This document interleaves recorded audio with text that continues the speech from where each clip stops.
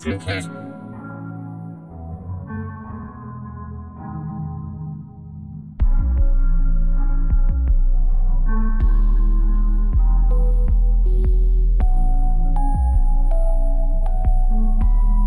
Your tinfoil hat.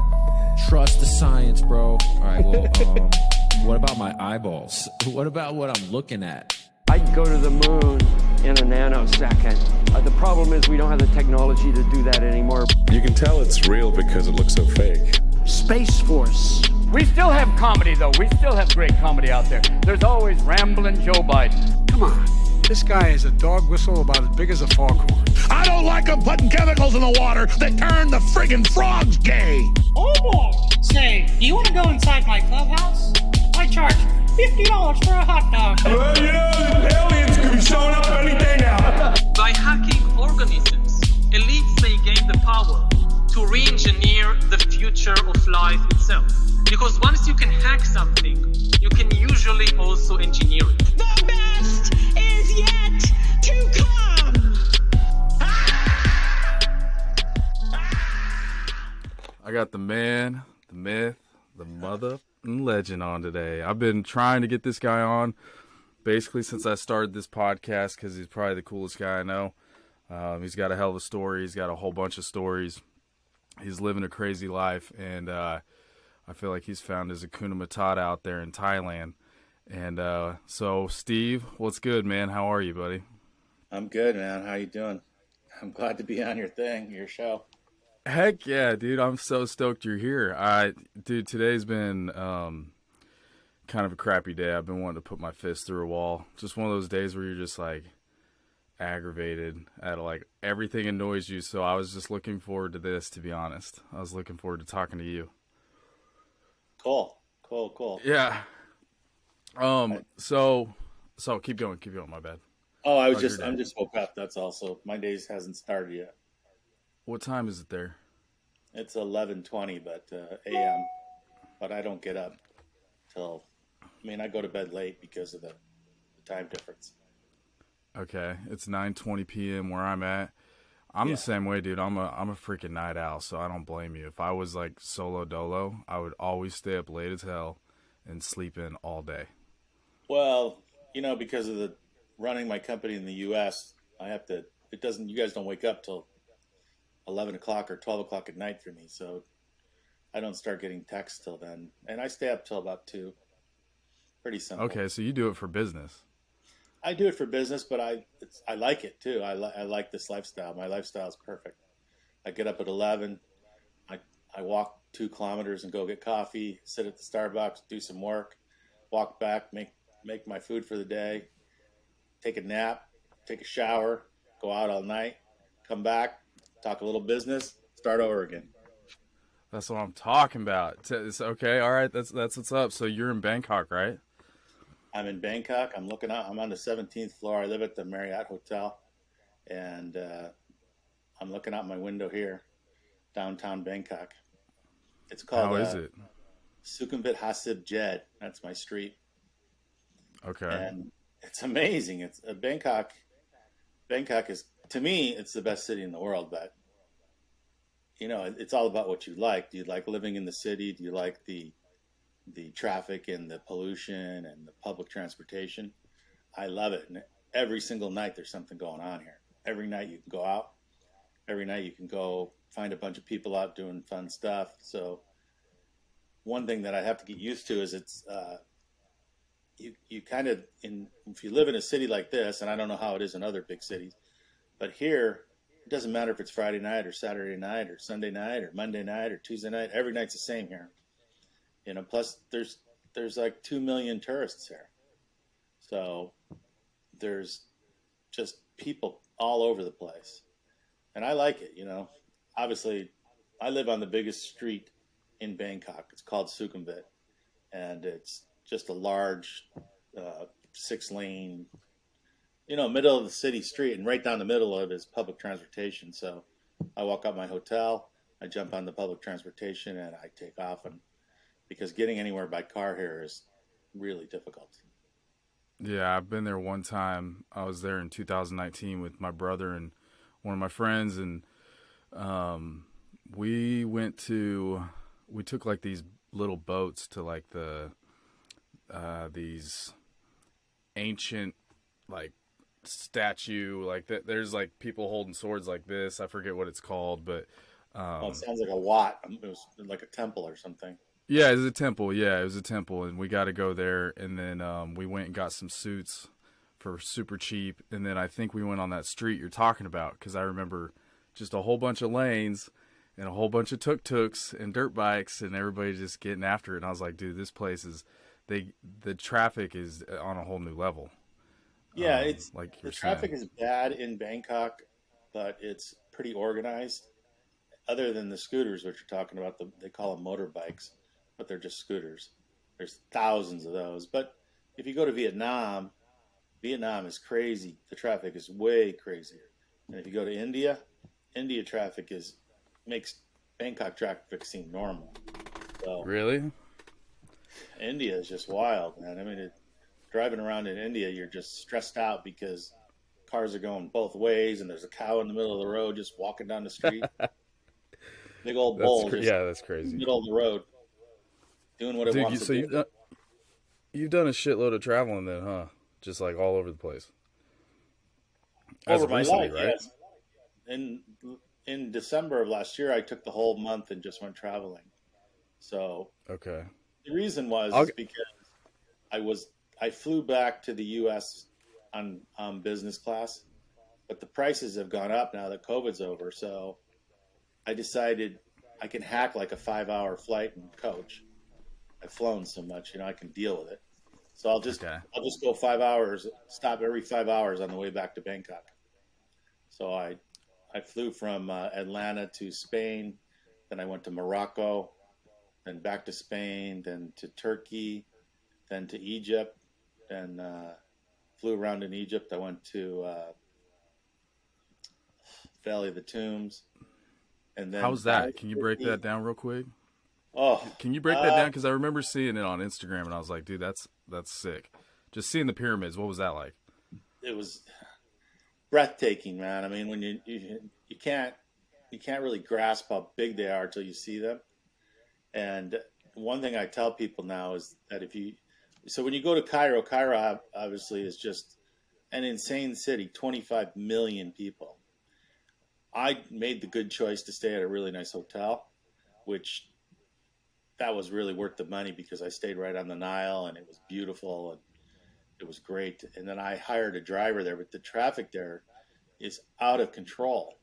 I mean, you have to have somebody who knows what they're doing. So when you go to Giza, I went inside I recommend if you're going to go to Giza, go inside the pyramid. It's worth it. It's claustrophobic, but it's cool. And then I went to Saqqara. Saqqara, oh my God. Saqqara. And the thing is that on the tours, they don't take you to Saqqara. You almost have to ask to go. And Saqqara was, first of all, there's way less people. I mean, because it's about an hour outside of Cairo, and then you have to walk in the sand. And I went down, and you can climb down and actually go in a tomb. And they have I forget what it's called, but they built these giant sarcophaguses to put cows in. And they're huge. I mean, they're like 75 tons. Giant, big coffins for a cow. It's crazy.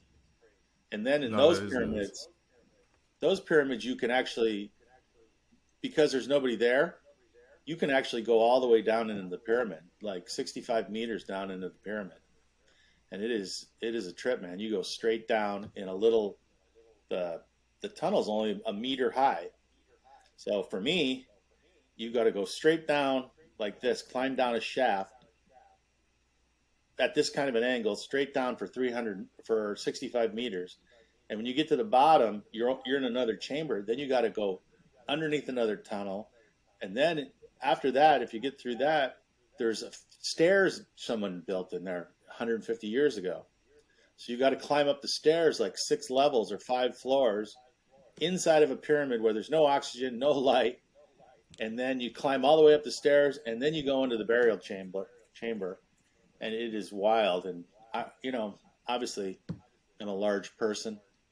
I mean, and going down You ain't that 65 big. meters into the pyramid was a little scary because you're out in the middle, you're an hour from Cairo, and there's nobody there. There's basically one guy at the door, and he doesn't care. You know, he's not coming down to get you. If you pass out or something happens to you at the bottom of that pyramid, you're going to be there for the next 4,000 years. But it was a trip. I mean, No, that is a don't trip. miss Saqqara. Say that again. Don't miss Saqqara. Oh, Saqqara. okay, if you go to Egypt. If you go to Egypt, and I mean, personally, the one thing about the way I traveled this time is that I stopped at a lot of places. So I was tired. I mean, it's, you know, if you go on a 5-week world tour, you're tired of going to airports. I must have gone to 20 airports. So I recommend Egypt. You need to spend a week there and stay in a good hotel. Don't stay in a cheap hotel because there's too many people in Egypt, you know. And Okay. I might do it again because I'm going to come back in July, and I might just pop around and do the same thing on the way back. I don't know. So I have a question. You know, you moved to Bangkok back in like 2021, right? Yes, December 2021. Yep. And you're from Huntington.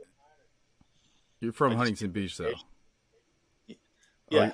Wait. You were just planning on going for vacation, Yes. and then you just said, "Screw it, I'm staying." I said, yep, I'm not leaving. Really? I didn't know that because I was wondering the origin of like what made you want to move to a different country, especially Asia. You know what I mean? Well, it's something I should have done a long time ago. This is the one regret I have is I didn't move here 20 years ago. I mean, I should have moved here when I was balling, taking that money and come over here and live the rest of my days. That would have been the smart idea. But when I came for 2 weeks, I loved it and I had no reason to go back. And this guy that I met, he needed a place to stay. I told him he could stay in my apartment, pay half the rent. And after like 2 months, I said, you can have the apartment, you can have everything, the furniture, everything. I don't want anything. Just take it, throw it away. I don't care because I'm not coming back. Is it that same spot? Is it that same spot that I know that I used to go see? Yeah. Dude, that spot is sick. He came up. Oh, he totally remodeled it too. Now it's balling now. Okay. I met you back in 2012 when I first moved out here.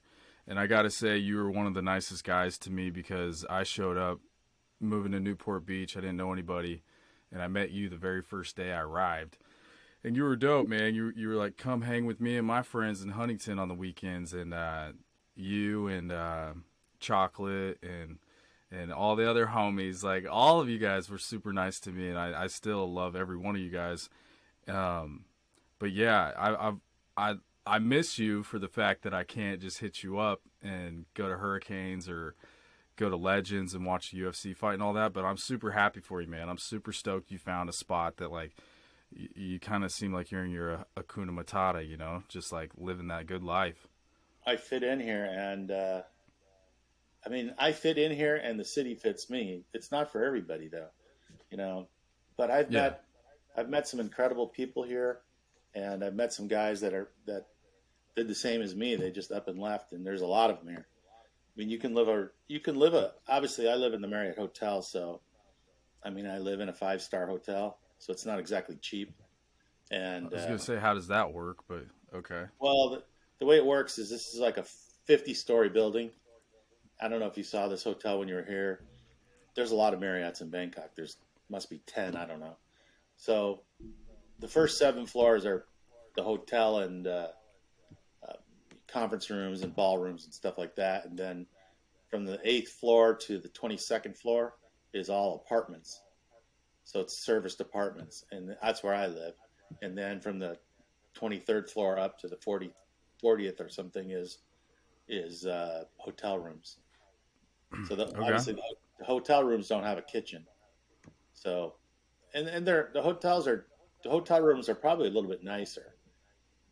I stayed in one of the suites on the 40th floor, and it was bigger, and it was had 2 bathrooms, real nice. But my apartment's beautiful. I mean, it's just not very big. And Okay. anybody I bring over here, they think I'm crazy for what I pay. But essentially, I pay to live in the Marriott Bangkok in a suite, fully serviced, cleaned every day, water, includes cable, Wi-Fi. I pay the same amount that I was paying in Huntington Beach for a one bedroom. Of course you were. I mean, California's Within just fucking a out, couple out the $100. ass.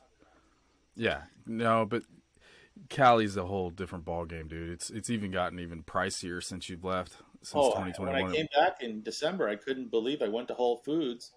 I mean, you have to bring a bar of gold to get food at Whole Foods. Yeah, dude.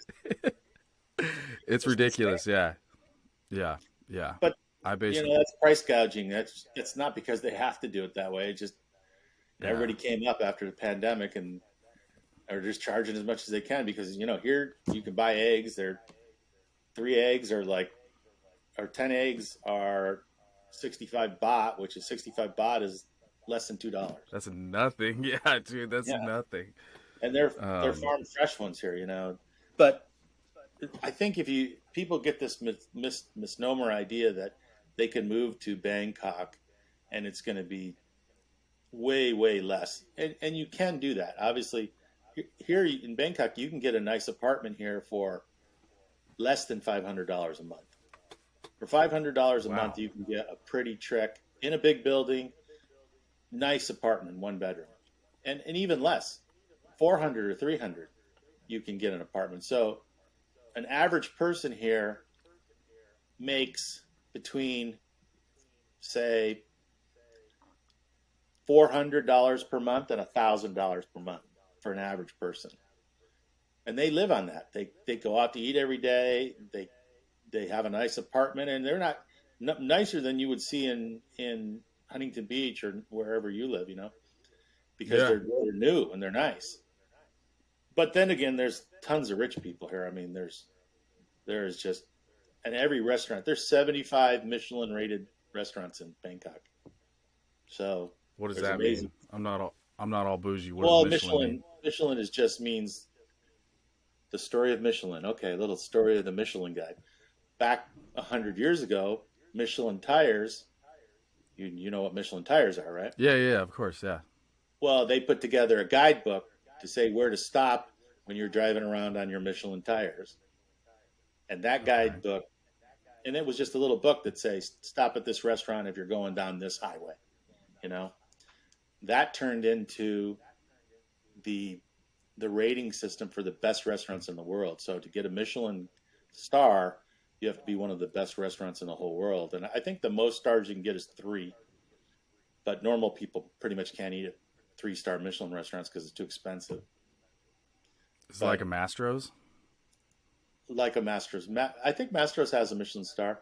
There's probably in LA, I think in LA and Orange County, there might be 25 or 30 restaurants total that get Michelin stars. San Francisco has a bunch, obviously. Not every city. And then in Bangkok, there's 75, and you can find a Michelin star restaurant here that you can eat at for $5. So really, there's lower priced ones, and I've tried most of them here except for the really outrageously priced ones. It's a good food culture here. You can get any kind of food you want. I mean, Bangkok is a very friendly city. They learn English since I don't have to learn Thai. I can't even count yet. It's a difficult language to learn if you're kind of an old guy, Even when you line up those girls, you can't be like, I want 1, 2. No, just kidding. Oh my God! How's the girls scene? Tell me about that real quick. How's the girls treating you out there in Thailand? It's been amazing. The girls are friendly and dating. They call me a farang. Farang is what they call white guys. Okay. So if you're a farang if you're from the West and you're not Thai. So a farang could be anybody from the United States, anybody from Europe. Even sometimes they call Japanese farang, but it just means a foreigner. It's not really a negative term. It's kind of like just a way to describe you. Yeah. He's not from here. In Bangkok, though, there's many Thai women that want to date farang because they, the way it is here, if you're a pretty girl, you're 25 years old, you got a new crew of Europeans and American guys coming in every 2 weeks, and they're looking to have fun and blow their money. So you're working here full time. You're making $500 a month. You got a guy coming from USA or Europe. Well, he's on his 2-week vacation of his lifetime. He meets a pretty girl. She says, "Take me to Michelin star restaurant." It's $300 for dinner, but he's like, "I'm with a pretty girl." So there's a whole stratosphere. Having a good time. Yeah, there's a whole stratosphere of girls here that are nice, really genuine people. And I'll tell you the truth, I like the Thai culture because there's no religious hang-ups here. I mean, they're Buddhists, and Buddhists are pretty mellow people. I'm not even sure Buddhism is a religion. I'm not even positive. It's something, but it's not. I mean, they do a lot of praying. Then they go to temple, and they bring offerings. So most of the Buddhists here that I know, they'll go to temple. I mean, they have holidays. They just had a holiday last Monday. There was a Buddhist holiday, and I'm not a big fan because on the Buddhist holidays, there's no drinking in the whole country. No alcohol at all. You can't get in anywhere. Can't buy it, restaurants, nothing.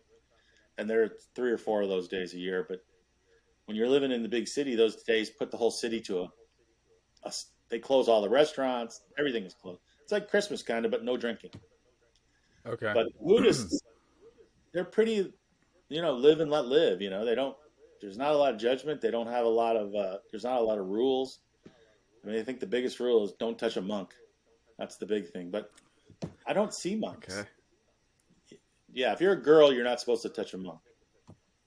Aren't they in the temples most of the time? No, they're out running around, going and buying the Buddhist iPads. monks. Yeah. Oh, for real?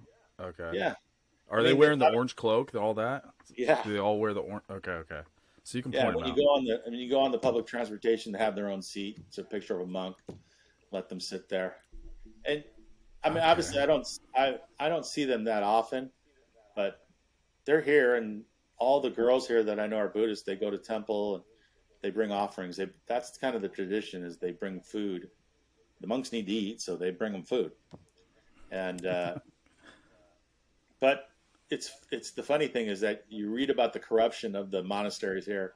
So the monks are just corrupted, just like priests and everything. I mean, that's the whole thing with religion. I mean, we all. I agree with you. Needs. Yeah, Romans, like, or not the Romans, the Catholics, like the cathedral, the Pope, like that's super corrupt. In the conspiracy world, which I'm in, the Pope is in the Romans are like, whoa, those guys are nuts, and there's a lot of weird stuff with that. I've never really heard of Buddhism, like conspiracy, but like, I mean, you would know better because that's more probably in that Asian culture because that's not really in the West or in Europe. Well, the Buddhists, though, I mean, the monasteries have the same problem as any people living by themselves without sex. They go crazy, and so they have the same problems here. I mean, they have the same problems as priests have, and obviously, I'm a big fan. Didn't the Catholic priest or like the Pope just come out last week saying, "Hey, priests can now get married" or something like that? Or he's changing it up, man. That's the weird thing about what he said is in certain, and the truth is in certain parts of Christianity, priests can get married. It's not the tradition in the part of the church, the Catholics, but other, like I think the Greeks and some other Orthodox Christians, because the Christians split into 2 or 3 groups. Marriage is, I mean, it's just the stupidest thing ever that you can't get married. But I mean, there's more inherent problems with a religion. I mean, it kind of leads to, never mind. I won't even get into it, but it would lead into. One of the things I like about Thailand is that there's not Christians here, so nobody's judging you all the time. I like that because nobody's telling you. First of all, like being gay here is not a big deal, and being a ladyboy here is not a slur. It's just normal. So you want to dress up like a woman and be a ladyboy, no one cares. You see them out in bars and they're talking to guys, and it's hard to tell. But it's not a problem. Nobody seems to make it an issue, you know. Yeah, no. When I went to Thailand, the same thing I noticed as well. It seemed like a very, it was just a very giving culture. Like they want to serve you, and then that was very unique and kind of a breath of fresh air. And then when it comes to ladyboys, we went on that in Bangkok. We went on that strip that's it's really popular. It's in movies or cowboy. It's in The Hangover. There's like ping pong shows and that's like cowboy. karaoke. Yeah, and like I saw a whole bunch of ladyboys. You can definitely tell which ones are which. I feel like I could. Most of if you get a couple too many drinks in you might not, but most of them, yeah. Normally, well, when I first got here, it was very hard to tell sometimes, especially if she's alone. Normally, you can tell because there's a group of ladyboys. Yeah. Yep. 3 or 4 of them, you know for sure are ladyboys, and then there's one you can't. It's hard to tell. So when I first got here, I went on the dating apps. I went on Hinge and I tried to meet people, and there was only hookers and ladyboys. That was it. So when I would go to the bar, what I did is I started paying the bouncer. I said, I would give him 500 baht. He'd get me a table. And I said, make sure if you see me talking to a ladyboy, you come over and point him out. And he would come over and go, ladyboy. I'm like, that one's a ladyboy? He's like, that's ladyboy. And I'm like, really? You couldn't tell. I mean, and I think hilarious. That was experience I could tell. But I don't really care. I mean, if you want to be with a ladyboy, whatever. Not my thing, but you know, have fun. You're in Thailand, do what you want to do. So well, the one thing about Thailand is that they know that the foreigners bring in the money. So they're very nice to, I mean, their main industry here is tourism. So, but they do the same thing. Trust me, if you want to emigrate to Thailand, there's a lot of people that don't want you. It's very difficult. Like for me, it was very expensive to get a retirement visa here. You have to prove you have money. You can't just, first of all, they really don't want, if they don't want you to immigrate if you don't have money. Same as everywhere. That makes sense, yeah. But if you're wealthy, you can emigrate to Thailand and have a pretty good life. There's lots of ways, but it's difficult. I mean, I'm here on a retirement visa. I can't work, obviously, same as USA if I have a student visa or work visa. And you have to check in every 3 months. Every 3 months, you have to tell them where you're living, and you have to go let them take your picture so they know where you're at. And there's many people who live here past their visas, but you will get kicked out here. I mean, it's definitely their country. I mean, the big thing here is you can't criticize the queen or the king. You can go to jail for like 2 years or 3 years or 4 years if you say something negative about the queen or the king here. Even if you post it on social media, you'll get kicked out of the country. Okay, we'll stay away from any of that talk. Yeah, the interesting thing to me about Bangkok too is that different than the United States is everything is centered in Bangkok. So when you're in the United States, you got Washington D.C. where the government is. You got Silicon Valley in Northern California. You got New York City, which has the bankers. You got Miami. In Thailand, everything is in Bangkok. Hollywood, the government. So the famous actresses, you'll just see them out running around here. You know, they're just at the same restaurants as you. It's kind of a weird thing. I mean, in Thailand, Bangkok is 5 million people. The next biggest city is like 300,000 people. Is that Phuket? I think the next biggest city is Notenbury, which is kind of like a suburb of Bangkok. Phuket is only like 100,000 people or something. Yeah, see, if I was you and I was living in Bangkok, if I ever got, claustrophobic or like a little bit like, I need to get out for a little bit, you're in the city for like a year or whatever, I don't know, 8 months and you're like over it, you can go visit the most beautiful islands in the world and it's only an hour away. And that's like when I think about your situation and how you're living there, I'm like, Thailand is paradise. I don't care what anybody says. a lot of people don't go because it's like a 17-hour flight just to get there. It's ridiculous. But It's a long flight. once you're there, like when we went to Phi Phi Island and we were in Phuket, that was more my vibe. You know what I mean? I love the beach. Many people agree with you, Yeah. and many. Most people think I'm crazy for staying in Bangkok. They want to live in Phuket or Samui, or there's Koh Nan Nan and Koh Phan. There's like 20 or 30 islands that you can live on here, and they're pretty cheap. But you have to like that lifestyle, Yeah, I think at some point you probably will move out there. I don't know. Maybe that's just a guess, but like, I imagine if say you're out there for 5 years in Bangkok, you're probably going to be like, you know what?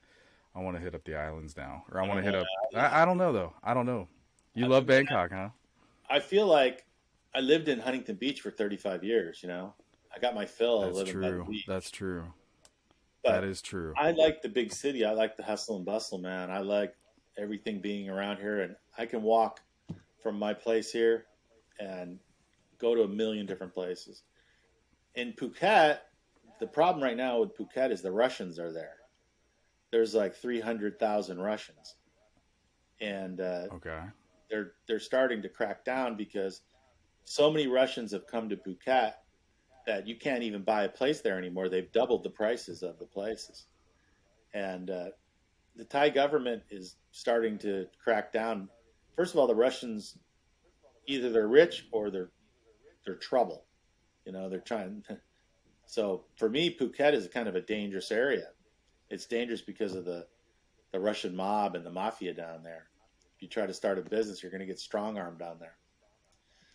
Interesting. Actually, I do remember seeing some Russian stuff when I was there. Oh, yeah. They love Phuket. Phuket is where they like to settle. So I get it. It's amazing. You went to Koh Phi Phi, right? Is that the only island you went to? Yeah. Koh Phi Phi unfortunately, it was the last day, and we went to the islands on the last evening. Well, no. It was our last night in Phuket. We spent like 4 nights in Bangkok, 5 nights in Phuket, and on the last night in Phuket, we decided to go to I called it Phi Phi Island. Maybe it's whatever you said, but that's right, Phi Phi. We ended up just getting hammered with these English guys and having a great night. And then the next day I had to get on the boat back to Phuket, and then fly back to Bangkok, then fly to Taiwan, and then to LAX. It was terrible because of my hangover, but yeah, it was nuts. Yeah, that's exactly right. I mean, Koh Phi Phi is just kind of like a tourist island. It's pretty small. For sure. I mean, yeah, a lot of Europeans that were there. Yeah, but nobody stays there for too long. It's just a quick in and out. Look, Samui is nice. Koh Samui is nice. That's the only other one I've been to, but there's a ton of them. And I mean, from here, it's only an hour to go to Cambodia. I really like Cambodia, and you can fly to Vietnam. It's about 2 hours. I like Vietnam too. Vietnam is very friendly. I mean, it's amazing how friendly Vietnam is, considering we had a gigantic war and fucked up their country for no apparent reason. Right? No shit. Yeah, I agree with you on that. Same thing with the Cambodians and Laos. They're not super pissed at the Americans, and I guess that's because first of all, it's not a religious war. There's no religion basis for the war, so they kind of snapped out of it, got over it. Wasn't it just like propaganda that started that war? So basically, there was something, the Gulf of Tonkin, or I forget what it was, but maybe I'm completely off. Yeah, for the Vietnam War. I don't know why it started, but it basically it's like Ukraine. It's a proxy war between us and the Soviets and communism. Yep. Yeah. We got a big hard on about communism, and I think we got to be a little bit more careful about China, because I don't think China really wants to have a war with us. I hope not. I listen to a ton of podcasts, and a ton of info comes in my head. Everybody's got their damn opinion, but like one of my homies said, nobody knows what the hell's going on. But like, I think China depends on America, and America depends on China way too much to actually have a war. You know what I mean? Well, the Chinese are very pragmatic. They want to bring up their economy, and they got 1.3 billion people. They need a lot of resources. They need a lot of customers in the world. Wars don't make a lot of sense for them. First of all, I mean, the United States spends like 800 billion or 900 billion a year on defense, and in China they spend like 100 billion. They're not spending. You could take the first 15 countries after us don't spend as much as us on defense. So we're the ones going. Even to Russia.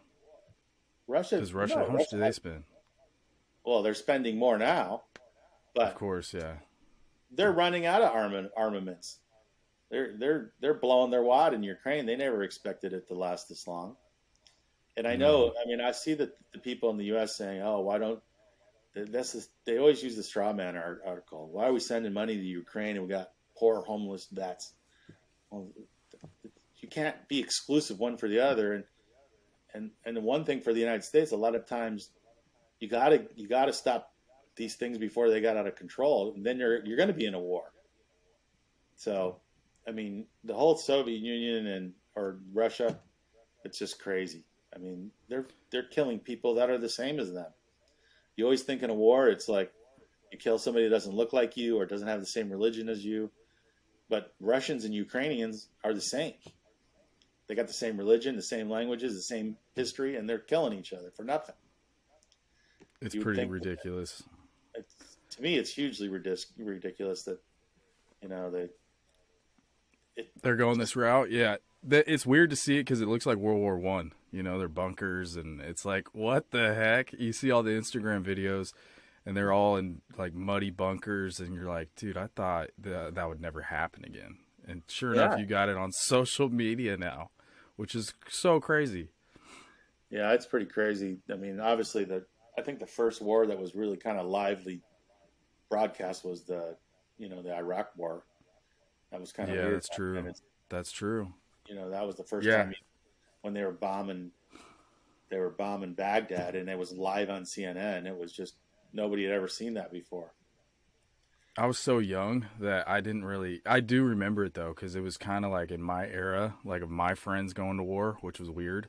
And I could have gone. Luckily I didn't. I thought about joining, but thank God I didn't. I chased a girl. So thank goodness for that. But, for me though, because obviously I grew up right after the Vietnam War. And so after the Vietnam War, entering the military was looked down upon. You basically, I mean, if you flunked out of high school and couldn't go to college and had nothing going on, then you would go in the military. Because during Vietnam, the military got a bad connotation, You were going there and getting killed. And they drafted a lot of underprivileged people in the U.S. to take them. So there was a huge hippie movement too, right? That whole peace and love, no war. So it looked bad to go against it. Well, the military, from when I was a kid in high school till the Iraq War, where being in military became something people wanted to do again, where the best of the best started joining the military. That wasn't the connotation when I was graduating from high school. So there was a change in that 15 years after I graduated from high school till the Iraq War, where now like my nephew, all he ever wanted to do was go in the military. And now there's many guys that the best of the best want to go in the military. So I think it's changed a little bit. It has, yeah. After 9/11, for me, it was like everybody was super patriotic. I'm actually watching, right before I got on this pod, I was watching War of Worlds with Tom Cruise. You remember that Alien movie that came out like right after 9/11? Yeah. Well, there's American flags everywhere in that movie, and I was like, oh yeah, that was right after 9/11, And what happened was after that attack or whatever, I personally was like, dude, somebody just messed with our country. Let's go fuck them up. Like, I was ready to fight for our country, and so was all my friends. Everybody was like, you know what? We don't want to see our country attacked again. Let's go get them. And everybody, Democrats, Republican, all united, kind of. Yeah, I think that time when Bush was president was the last time that an incumbent president during the midterms increased the amount of representatives of their party. I think that was the only time in the last 30 years because everybody was gung-ho. But, I mean, trust me, I don't want anybody attacking the United States, but you better be clear and sober about what the United States did. You know? Oh, yeah. I'm with you, bro. Yeah. I mean, we killed 1 million people in Iraq. Iraq didn't attack us. You know? Yeah. A country that did not attack us, we killed 1 million of their people. Any way you look at it, if you can't understand why people around the world are going to hate us if you kill their whole family, that's why I say about the Vietnamese. I mean, the Vietnamese, most of the people there, the population under 30 there is really high, and they don't remember the Vietnam War, and they call it the American War, by the way. They don't call it the Vietnam War; they call it the American War. Yeah, I can imagine that. But because there's not a religious hang-up, they're not mad at the people in the United States about religion, and they're not mad about. That religion makes you want to kill people, you know. So. It really can.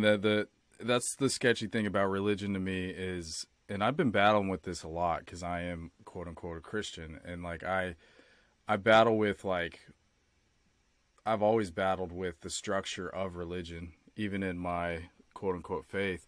Like, it's just, there's a lot of weird things going on, and I see a lot of like, okay, this person's Catholic, I grew up Quaker, this person's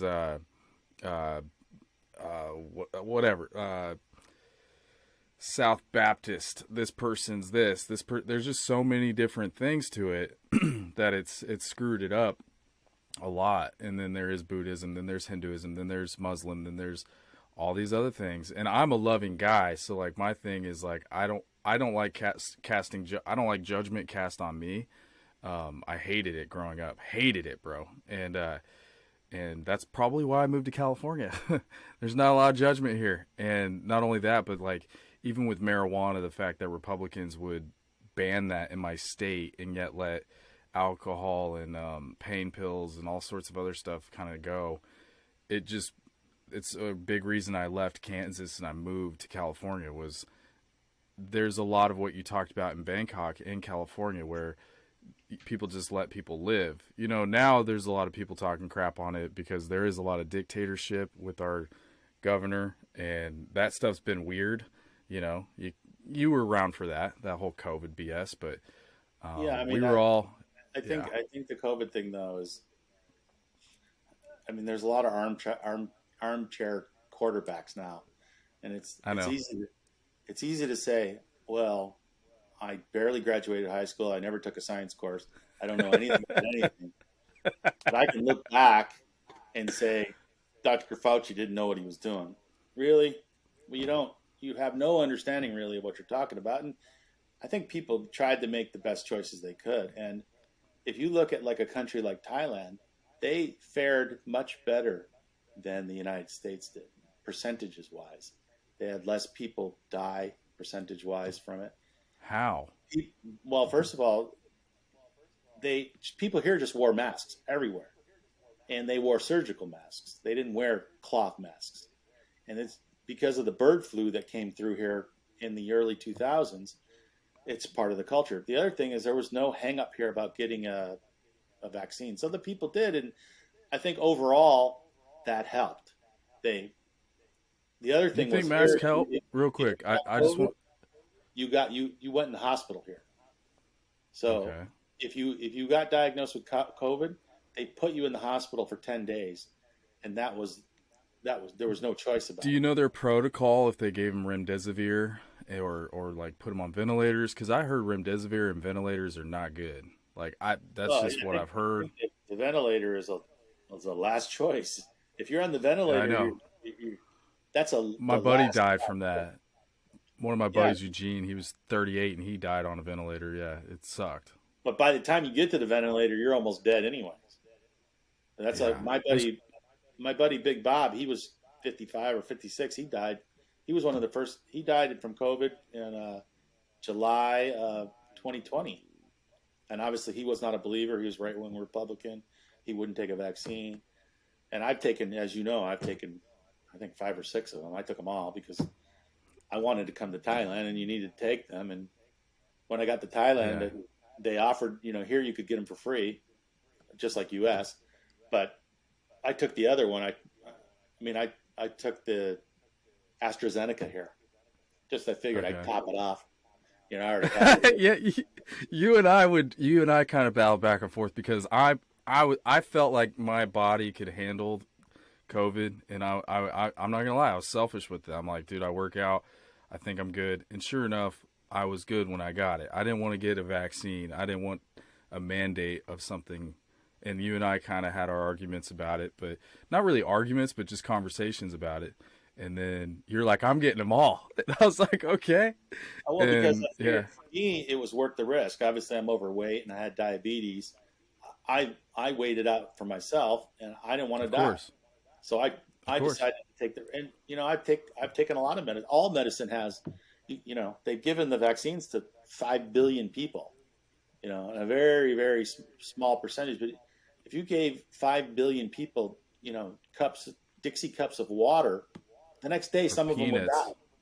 Or peanuts, yeah, of course. Peanuts, you'd kill a lot. Yeah, that's what I'm saying. Yeah. Obviously, look at that. All the peanut allergies they have now, they think that's because of people not drinking whole milk. And, your body, now they have kids that they wipe down every surface. When they got mothers running around those little handy wipes everywhere. But when I was a kid, you played outside in the dirt. Your mother, when I was a kid and where I grew up in New York, and when you would wake up in the morning, you would go outside and play with your friends, and you wouldn't come back until night, and nobody would look for you. There'd be no parents. You'd be with a group of neighborhood kids, and you'd be playing outside, playing in the street, playing at the park. And I think that, that gave you a lot of microbes in your system, and your body learned how to do it. And now you got kids that are living in like plastic bubbles.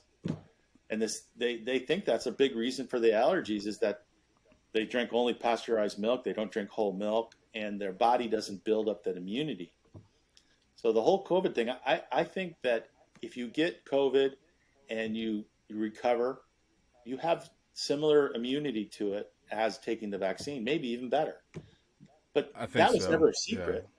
Yeah. People on they were saying it wasn't though. They were, but the news was saying no, that's not the case. Like there was news people saying no.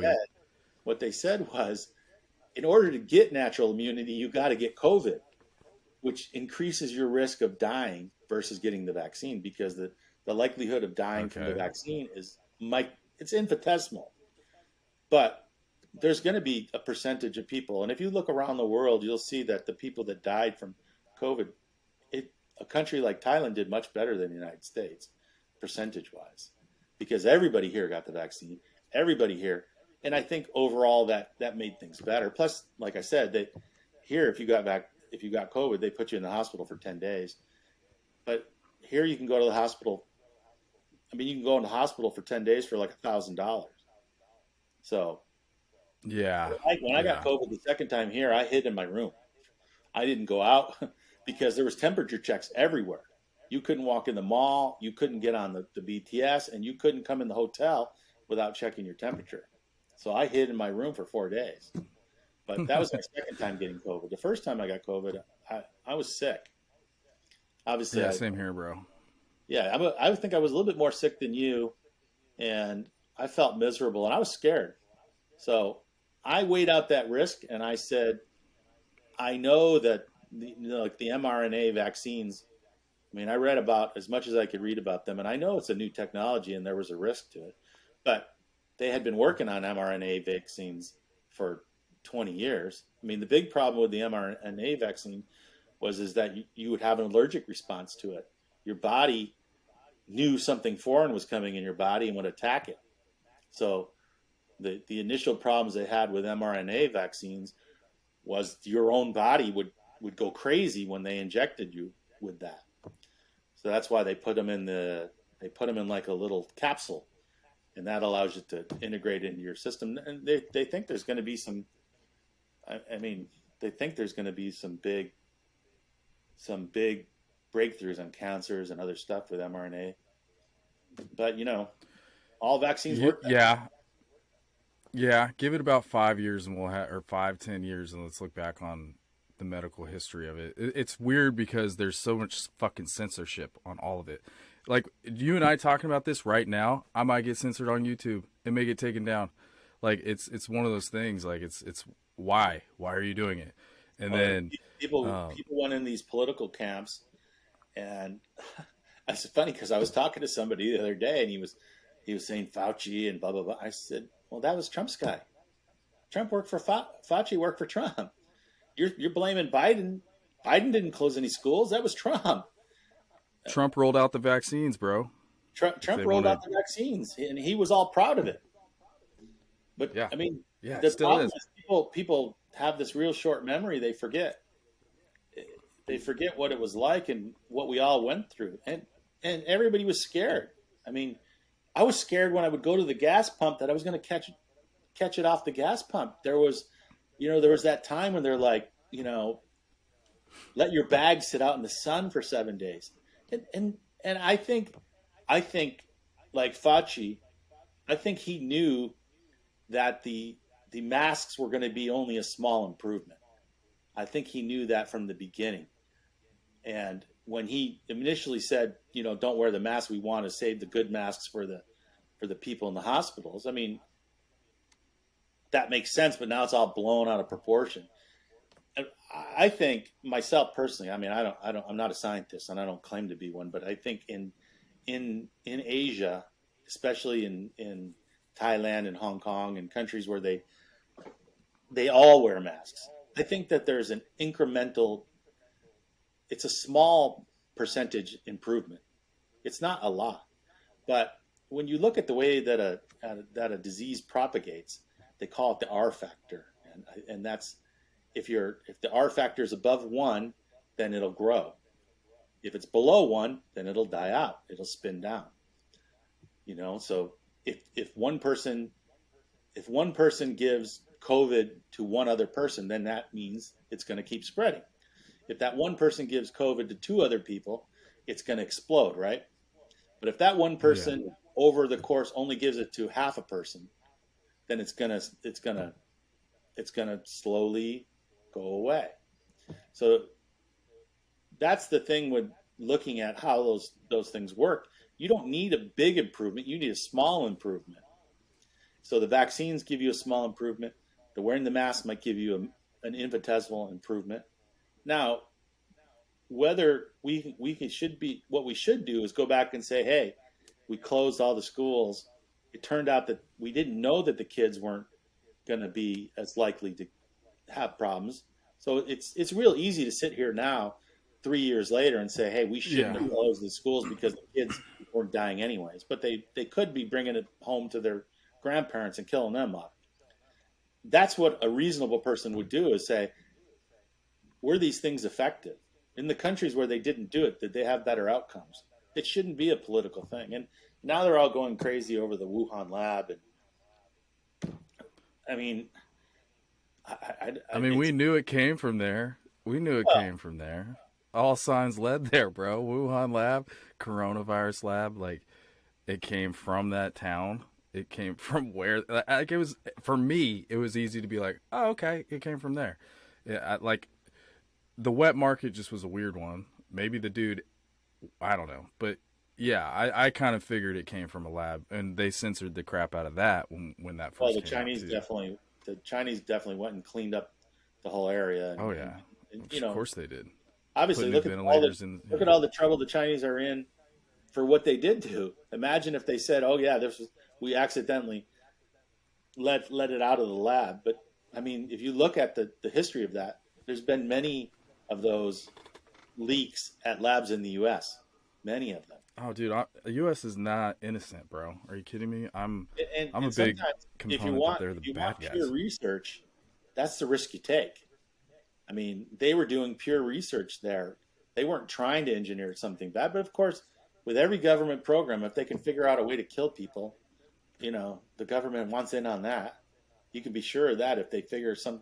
But the thing for the Chinese, why would they release it and kill their own people?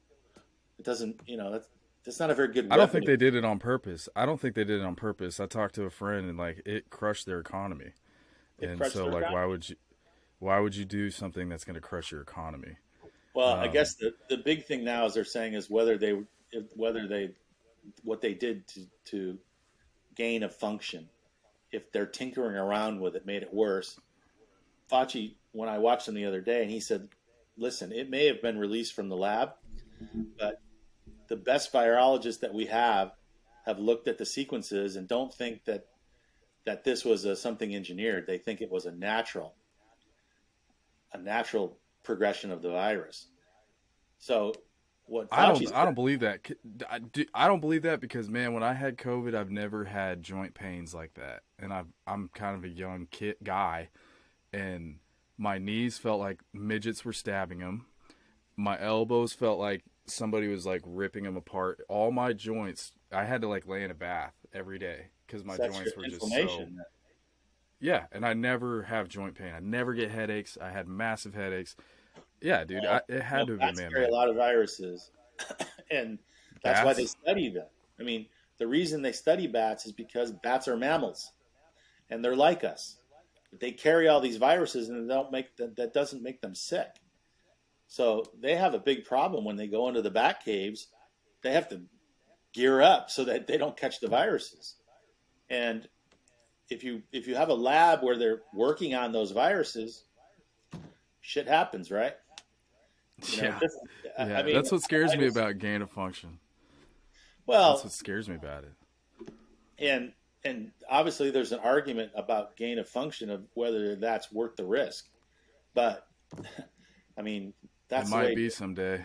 Science breakthroughs are done that way. There's risk. I mean, look at Madame Curie. She did all the research on X-rays, and it killed her. Yeah, she died from radiation poisoning. In fact, her logbooks, they're going to be radioactive for another 1,500 years. You can't touch them. You know, and that's what trips me up. That's what trips me out about going to the dentist. Like I had to get a root canal here, and like they're putting all this stuff in extra. I'm like, dude, this shit can't be good for me. You know what I mean? Because they're all like leaving the room. You know what I mean? Well, I'm like, what is this? Day. Well, yeah, that. But I'm just saying they want me to come in every 6 months and get my freaking jaw blasted with radiation. They covered you up with that. Yeah, of course. I mean, they go all the way to the neck. Yeah. They go all the way to the lead, to the neck. But guess what's not? Guess what's not covered up? My fucking face. So it's like, what is this? You know? They even told me here. They said, listen, because they were going to X-ray me because I've had a cough for like 4 months, and they're like, you don't have to take the X-ray if you don't want to, because you could take a certain amount of X-rays over your life, but at some point you reach too many. Yeah. Then it goes back to the same thing. You better weigh it. Is it worth getting an X-ray with a small amount of radiation, or worth dying from some cancer that I didn't catch in time? And that's the thing with it, just like the COVID vaccines, is I understood that there was a risk that something could go wrong. And any reasonable person would say, hey, this is new technology. They rolled this out in a hurry. They've been working on it a long time, but there's a risk. We're going to do our best to test it. But no matter what, I mean, you can die from aspirin or Tylenol. It doesn't matter. You want to take, I do believe, and I'm not a conspiracy theorist, as you know, but I do believe that the drug companies are more interested in making money than anything else. I mean, 100%, man. And, if you look at it, like they had that cure for they cured one of the kidney things, or the C, I can't remember what it's called, but it's all good. They figured out they had a medicine that cured it in like 6 weeks. That medicine is like $100,000 to get that, because of course, the way the pharmaceutical company looks at it, if I give you blood pressure medicine for 60 years or 50 years, I'm going to make $100,000. Bang. If I cure it, I'm going to have to charge you $100,000 up front for that. But you got to remember that in Thailand, you can buy the exact same drugs for 1/10 of the price from the same manufacturer. That's awesome. I wish that's how it was here. That's the way it is in Mexico too. And the health system here, you go to see it. I go to a hospital over here on Sukhumvit 49. You walk in, no appointment, and you'll see a doctor in half an hour. You'll get charged $30 to see the doctor. Medicine will cost you another $30. You're in and out for $50. In the U.S., it would cost $300-400. And like my diabetes medicine, that was in the U.S. it's over $1,100 for 1 month supply. Here you can buy the exact same medicine in the same container from the same manufacturer. It's $200. So Dang. that's All right. the United States. That's their fucked up system, man. That's what it is. The medical system in the United States is out of control. Have you ever seen Dallas Buyers Club with Matthew McConaughey? I know what it is, but no, I didn't watch the movie. Well, he's a bull rider and he gets AIDS or HIV, and he ends up helping a whole bunch of people because he realizes that whatever the government's giving them is actually killing them. And so he goes down to Mexico and he gets a whole bunch of drugs. Like he gets tested by a Mexican doctor and he gets some stuff that actually works, and he brings it back up to the States and he gives it to the gay guys, the trans women. He gives it to all these people, who contracted AIDS. And he's a bull rider. He's just this crazy redneck from Texas. But anyways, you know who the bad guy was in that movie? No. This is the weirdest thing. Dr. Fauci. Isn't that weird? He was around back then for that. They're the ones playing this movie up like there's a bad guy who's created this drug, and then he's realizing it's killing a whole bunch of gay guys or AIDS victims, and then he goes down to Mexico to get the drugs that are the good drugs, and he heals a whole bunch of people. That's what the movie's about. It's hard to find mean? somebody that's all good or all bad. I'm with you, man. You can't love somebody in slices, they say, right? Yeah, whole person in, good and bad. Yeah. I mean, I think that obviously the scientists have been wrong many times. And for me personally, when I went in the hospital and I was in the hospital for 4 days, and my What did they do? What did they do with you in the hospital for 4 days whenever you had COVID? No, not for COVID, for diabetes. Oh, sorry. Okay, sorry. Keep going. So my sugar was like over 400. It was through the roof. They made me stay in the hospital. And obviously they gave me insulin. And I was taking insulin 4 times a day. And the doctor there told me to go vegan. So I did. He was a vegan. And I went vegan. And it destroyed my blood sugar. It made things worse. Really? And when I cut out vegetables completely and I only eat meat and dairy product now, diabetes is gone. I don't take any more medicine. My diabetes has been below the normal limit for over a year. My A1C is 5.1. Below 5.7 is normal. And it used to be 12. When I was eating vegan, it was 12. Wow. So there's an example of where the medical system doesn't makes a mistake. I mean, they call it a practice. They're practicing. They're practice. So I go to the doctor here, and all I eat is meat and fruit, and occasionally I cheat. But basically, the other thing I cut out is seed oil. Seed oils, I think, are the curse. Those are terrible for you, bro. They're absolutely, first of all, terrible. Think about like rapeseed oil. There's cottonseed oil. Well, you don't eat cotton, and they take these seeds and they have to bleach them so that they're not. They have to put bleach in them, and because they smell so bad and they're rancid. And this is what we're eating. And all I did was change to eating only meat and meat products. So I eat butter, meat, yogurt, and I eat fruit. No plants. Do you know Jordan Peterson? I know. He's on Jordan Peterson's on. He doesn't eat fruit though. He's only a meat only. He's only on meat. Yeah, I guess he had bad psoriasis and a whole bunch of crap, and he just switched to meat. And all of a sudden, I had diabetes. So I'm not on any diabetes medicine at all anymore. I go to the doctor about 3 months ago, and the doctor's like, "Man, your blood pressure is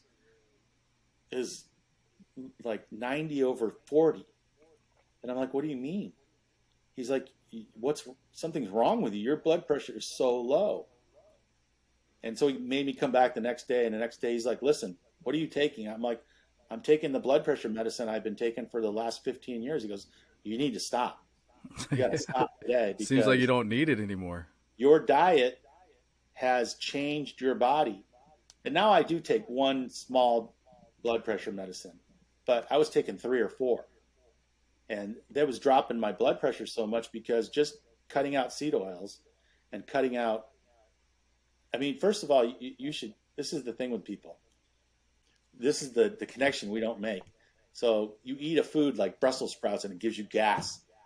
And that doesn't signal something in your head going, hey, I shouldn't be eating beans or Brussels sprouts because my body is giving me gas and I'm farting. And somehow your brain is such a simple thing where your body's saying, don't eat this. It's making you sick. We don't make that connection anymore. We've lost that connection.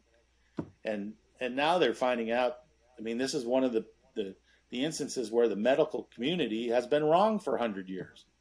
They were wrong to say cut out, butter and cut out fats. Yeah. What they needed to do was cut out seed oils. Well, they thought sugar was great for us. Remember? Yeah. Dude, doctors were smoking cigarettes and being like, "Yo, smoke cigarettes." We're pretty dumb still. Like we're not as high up as we think we are. I think that's a good example of where you got to take everything with a grain of salt. You got to take everything Dr. Fauci says. You got to take everything that everybody says and go, wait a second, That's what I do. That's why whenever they were like, hey, you have to take this vaccine to work, I was like, no, I'm good, man. Let me take some time with this. They do. I mean, the only difference for me is that you've already been forced to take like 20 vaccines. And everybody. Yeah, I remember that. Yeah. I had to work at a hospital in Mission Viejo and they jabbed me like 6 times. This was like back in 2014. And I didn't think much of it because I was just I was young and partying. And then I don't know. And then now I'm starting to think of this kind of stuff. And I'm like, wait, what are you putting in me? Well, I mean, obviously you take a lot of people don't take flu vaccines, but I took the shingles vaccine because I don't want shingles. I mean, now you don't have to get chickenpox anymore. You can get a chickenpox vaccine. You don't have to worry about growing up in an iron lung because of polio. It's weird when you have a kid, dude. When you have a kid and they're getting their vaccines, it's weird because you're like, that's when I care because I'm like, this is my little angel, What's in this? What's going on? What are you giving her right now? Because they're like, hey, we want to give her 3 of this and then 3 of this today, and then she'll come back in 3 months and we'll give her 6 of these. And I'm like, hold on, give me the list of what the vaccines are. And there's a risk let me just read of dying from those vaccines. Yeah, it's a small risk. Yeah, nowadays, yeah. And if you look at a disease like polio, the vaccines have eradicated polio. In smallpox, there's no more smallpox. The only way these are popping up is in religious communities. You've got people that won't take vaccines, and all of a sudden now, polio's back and smallpox is back because when you get 500 or 1,000 people together and none of them take vaccines, then what'll happen is that pathogen can start duplicating itself. I mean, they actually considered polio gone from the planet, but now it's back. It's back in these little, there's a big Jewish community in New York City where they won't take the vaccines and they have a lot of problems because of it. And I understand, but it's like everything in her. It's like everything. There's going to be a downside. There's nothing that you can't put in your body that, just like you said, fuck you up. Yeah, people die from peanuts. Does that make peanuts bad? I don't eat them. I don't eat legumes anymore. I don't eat any seed. Okay. Yeah. No, I don't really either. I wanted to, I'm not to avert away from this. I realized talking to you actually could go on for a long time. I like this. Let's talk about it. I like it. No, I wanted to ask you questions about, you grew up when I first talked to you, you're a baller. You've always been a baller to me. I've always loved how you've approached life and how you constantly, I don't know, I've always looked up to that and looked up to you guys like Dallas and all them, Nick, all those guys. You're right there with them. And so what I wanted to ask is, you created a cell phone company, you told me, in the past. And, right, was it cell phones? Yeah, I sold cell phones, yep. Okay, tell me about that story of how you were balling, and then what happened. Yeah, tell me about this one. When I moved to California from New York, I didn't have a college education, and I was trying to get one. That didn't work out. And I was just taking odd jobs. I was 20 years old, taking any job I could take. And back then, cell phones were just becoming where you could afford them. And at that time, I got a job. What year was this? That was mid-90s. So I would have been 21 in 96. No. Okay. No. Is that right? I was born in 66, so 21 would have been 87. So around early 90s, I got a job working at Circuit City, and that time they came out with a car phone. You still couldn't afford a handheld, but you could afford a car phone that was like $750. Very expensive at the time. And so I installed, thousands of car phones. And then, the cell phones started coming down. They had the big Motorola MicroTac. That was like $750. It was that big. Oh, yeah. Yeah, it was huge. So that's how I got into cell phones, and kind of one thing led to another, and the funny part is I dated a girl, and it went all bad, and she left me for another guy, and it was a disaster. And that guy turned out to be my partner for the cell phone business. I met him, and we started talking about her, and then she broke up with him, and I told him I had an idea to start this cell phone company. I'd worked for a guy, and he said, okay, let's do it. So we started that company in, I think 2000, but it exploded, man. It just exploded. That time, selling used phones was huge, and we just started killing it. And then we invested in the company in Mexico, where we had cell phone stores. We had 500 cell phone stores, and I was killing it. I lived in a big mansion, had a Ferrari. Where at? In Huntington Beach. You had a mansion in Huntington Beach with a Ferrari? Yeah. I had a Ferrari, Porsches. I had that top of the line Mercedes. I had my own limo. I had my own limo in my garage. Nice. What were parties like back then? What would you do party wise? It was the same, man. It was nothing different. Okay. It wasn't another era, man. It was the same shit. But when you're balling without a budget or whatever, yeah, it was cool. It was cool because, I had my own limo, and my own limo driver took me out every single night. The limo driver only worked for me, and the limo was a private limo. It was in my garage, so did he live it was with you? Nice. And I didn't have her take me out every single night, but all weekend, Friday, Saturday, Sunday, she would drive us everywhere. My whole crew, and we were doing really well. We were making a lot of money, and I was spending it all. I was buying Porsches and limos and Ferraris. I had a Ferrari. My Ferrari was sick. It was a Modena 360. It was nice. It was a complete waste of money. You couldn't drive it anywhere. It was very wide. Only had 2 seats. You definitely couldn't drive when you were drinking. So for me, the limo was much better. The limo was perfect because you could go out and party and you didn't have to worry. I only put I put 300 miles on the Ferrari total. Dang. Okay. And I owned it for 2 years. What happened is we invested a bunch of money in a company in Mexico with cell phone stores, and we had 500 cell phones, maybe even more. It was very large. We were selling hundreds of thousands of phones a month. And they got into a dispute with the carrier in Spain, owed them a bunch of money, and my whole world collapsed. Within a matter of 2 months, things just dive bombed. So I went from everything to nothing. Literally, they took every penny I had.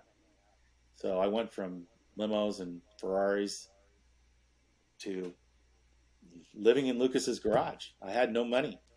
They took everything. They took my house in Florida where my sister lived, and I ended up, well, the one thing about when I had a lot of money, all the money was invested in the company. It wasn't sitting in my bank account. We had $15 million worth of inventory. So when things fell apart, and the inventory fell apart, I had nothing. Literally, within a couple months, I had nothing. I mean, and I had all the bills. I still had to pay for the house and the cars and all that. So the limo driver, and it just all went away. It went away. Dang. And I came back, and I had no money even to get an apartment. I mean, at the very end, I had bought another house for like $1 million, and I was living there, and it was so bad that my electricity got turned off. So I'm living in this house over in Huntington Beach with the electricity connected to the batteries on my truck because I had no electricity, and I couldn't get it turned back on because it got turned off for non-payment. They wanted a big deposit from me. I didn't have the money. So for a long time, I lived in a house with no electricity. And then they took that house. Well, they didn't. That house went to, it sold, but below what I owed for it. So it ended up selling for, I don't know, whatever it was. But it didn't even work out for that because when it did the short sale, it looked like I made money on the house. So even after I lost all the money and lost everything, I got a bill from the government because according to the government, I had made like $500,000 on the house. So I owed the government like $350,000 or $400,000 in taxes after I lost everything, didn't have a penny. So that turned out to be a huge problem for a long time. Yeah. And obviously I was able to refile and get it worked out where I ended up having to pay the government until I met Nick and Dallas. For 8 years, I paid them. I didn't pay. Oh, really? Yeah. I was paying the monthly taxes for years. I mean, I got it reduced down, and I ended up paying only like $75,000 or something like that. But even that was a lot when you have no money. Yeah. So when I was in my 30s, I lived a good dream, man. I had a big house. I had a beautiful girlfriend. I had a Ferrari. I balled, and it was great. And, did you think it was never going to end? You were like, this is just the beginning. I thought for sure I was the smartest human being on earth, that I had the touch. And I couldn't do anything wrong because there was that 3-year period where everything I did was right. Oh, yeah. You know, everything the I did magic was golden right. thumb, dude. Yeah. Everything you touched turned to gold. It went away. So that was those years after I lost that was very difficult because it was very difficult to be everybody's best friend and their boss and to having nothing. I mean, and the funny part was Lucas, who I bought expensive clothes from. I mean, that's how I met him. I was buying $5,000 suits for him to wear for business. I spent $30,000, $40,000 on clothes with that guy. He turned out to be my only loyal friend at the time. Shout out Lucas, man. I love that guy. Yeah, I mean, you think about it is that here's a guy that was selling me his expensive suits and making commission and had no reason to be my friend when I was nobody. You know, no reason. And most of the people that were my friends when I was rich didn't. They were like, bye. No one cared, you know? Yeah, of course. When you're down on your luck, you got the curse, man. Nobody wants to be around you. Yeah. Lucas let me stay in his garage. I stayed in his garage apartment for almost, I don't know, a year, 2 years. And that's when I started doing the rental company. I started my friend had a rental company, and I went and was able to use his warehouse to do some cell phone stuff, which didn't work out. And I decided, I saw his rental business, and I was like, did you ever think about selling those online? And he's like, no, nobody will ever rent construction equipment online. This is old school. I said, well, can I do it? And he's like, sure. So I decided to try that, and that turned into Big Rents. Yeah, I was going to say that's the origins of Big Rents, huh? Yeah, because after a year with him, running the business with him, he never wanted to make it bigger. And he's old school. His accounting system was old school. And that's when I went and found Dallas and Nick. And here's the funny part. So we remember back in 2003 back when I started the cell phone business was because of the girl that cheated on you with the guy, right? Yeah. Well, that girl was also the reason that I met the Dallas and Nick. Damn. All right. That one failed relationship was a complete disaster with a stripper, turned into me meeting my business partner for the cell phone business. And then it turned into me meeting Dallas and Nick. Wow. Same girl. So it's one of those things that you never know in life when a door closes, a window opens that you don't see. And, yeah. I mean, the only time I ever lived with the girl was her. And it was the most miserable 3 or 4 months of my life. and obviously I was an idiot. I mean, it's too bad that you don't learn a lot of the lessons in life till you're older. It'd be a lot nicer if you could be smart enough to learn the lessons when you're younger, but it doesn't work out that way. I feel blessed having friends like you. I feel really blessed having friends like you, Dallas, my brother. Like, I've learned a lot to see, not that I've learned deep lessons, but I've been blessed by experiencing what it would probably be like to have money because of you guys. You know, you guys spoiled me. And so I got to taste it. And I don't know. I feel like you guys gifted me with that. But that's a thank you. I personally have had really good people in my life over the course of my life where guys have given me a lot of good advice. And I've been very, very lucky and blessed where very important older guys have helped me out in business and taken me under their wing and been my friend. A lot of the problem is when you're younger is you don't listen. People tell you what the right thing to do is, but you're too stupid to listen. You think you know everything. And I mean, for me, when I was younger, everything was emotional. I mean, there's this idea that you're supposed to be a big bad man and you're supposed to not put up any shit from women. And, you know, you don't let anybody talk down to you. And I don't care about any of that stuff anymore. I just, you know, with women, go be happy, do what you want to do. If you want to be with me, that's great. If not, that's fine too.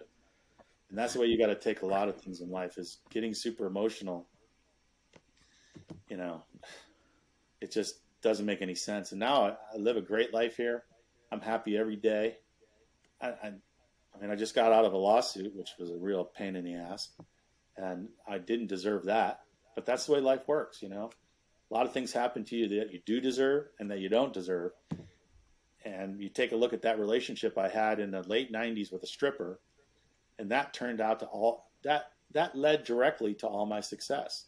All the successful things that happened to me in my life came from that miserable relationship with that girl. And it's funny, 20 years later, I see her on Facebook where I've got no hard feelings on anybody. And, you know, I should have acted differently. But those stupid mistakes I made there turned out to be good things. Great lessons. Yeah. Well, heck yeah. You never know. Learned. You never know in life when something terrible. I mean, we all have terrible stuff happen to us, you know? Yeah. That's one of the things about Facebook and Instagram I don't really like is everybody posts up their worst stuff. I try to post up positive things. And there for a while during the pandemic, everybody was so negative and like, you know, and I made a conscious decision back then that I wasn't going to air my dirty laundry anymore. And I wasn't going to post up negative stuff. I was just going to post up happy stuff because we all got problems.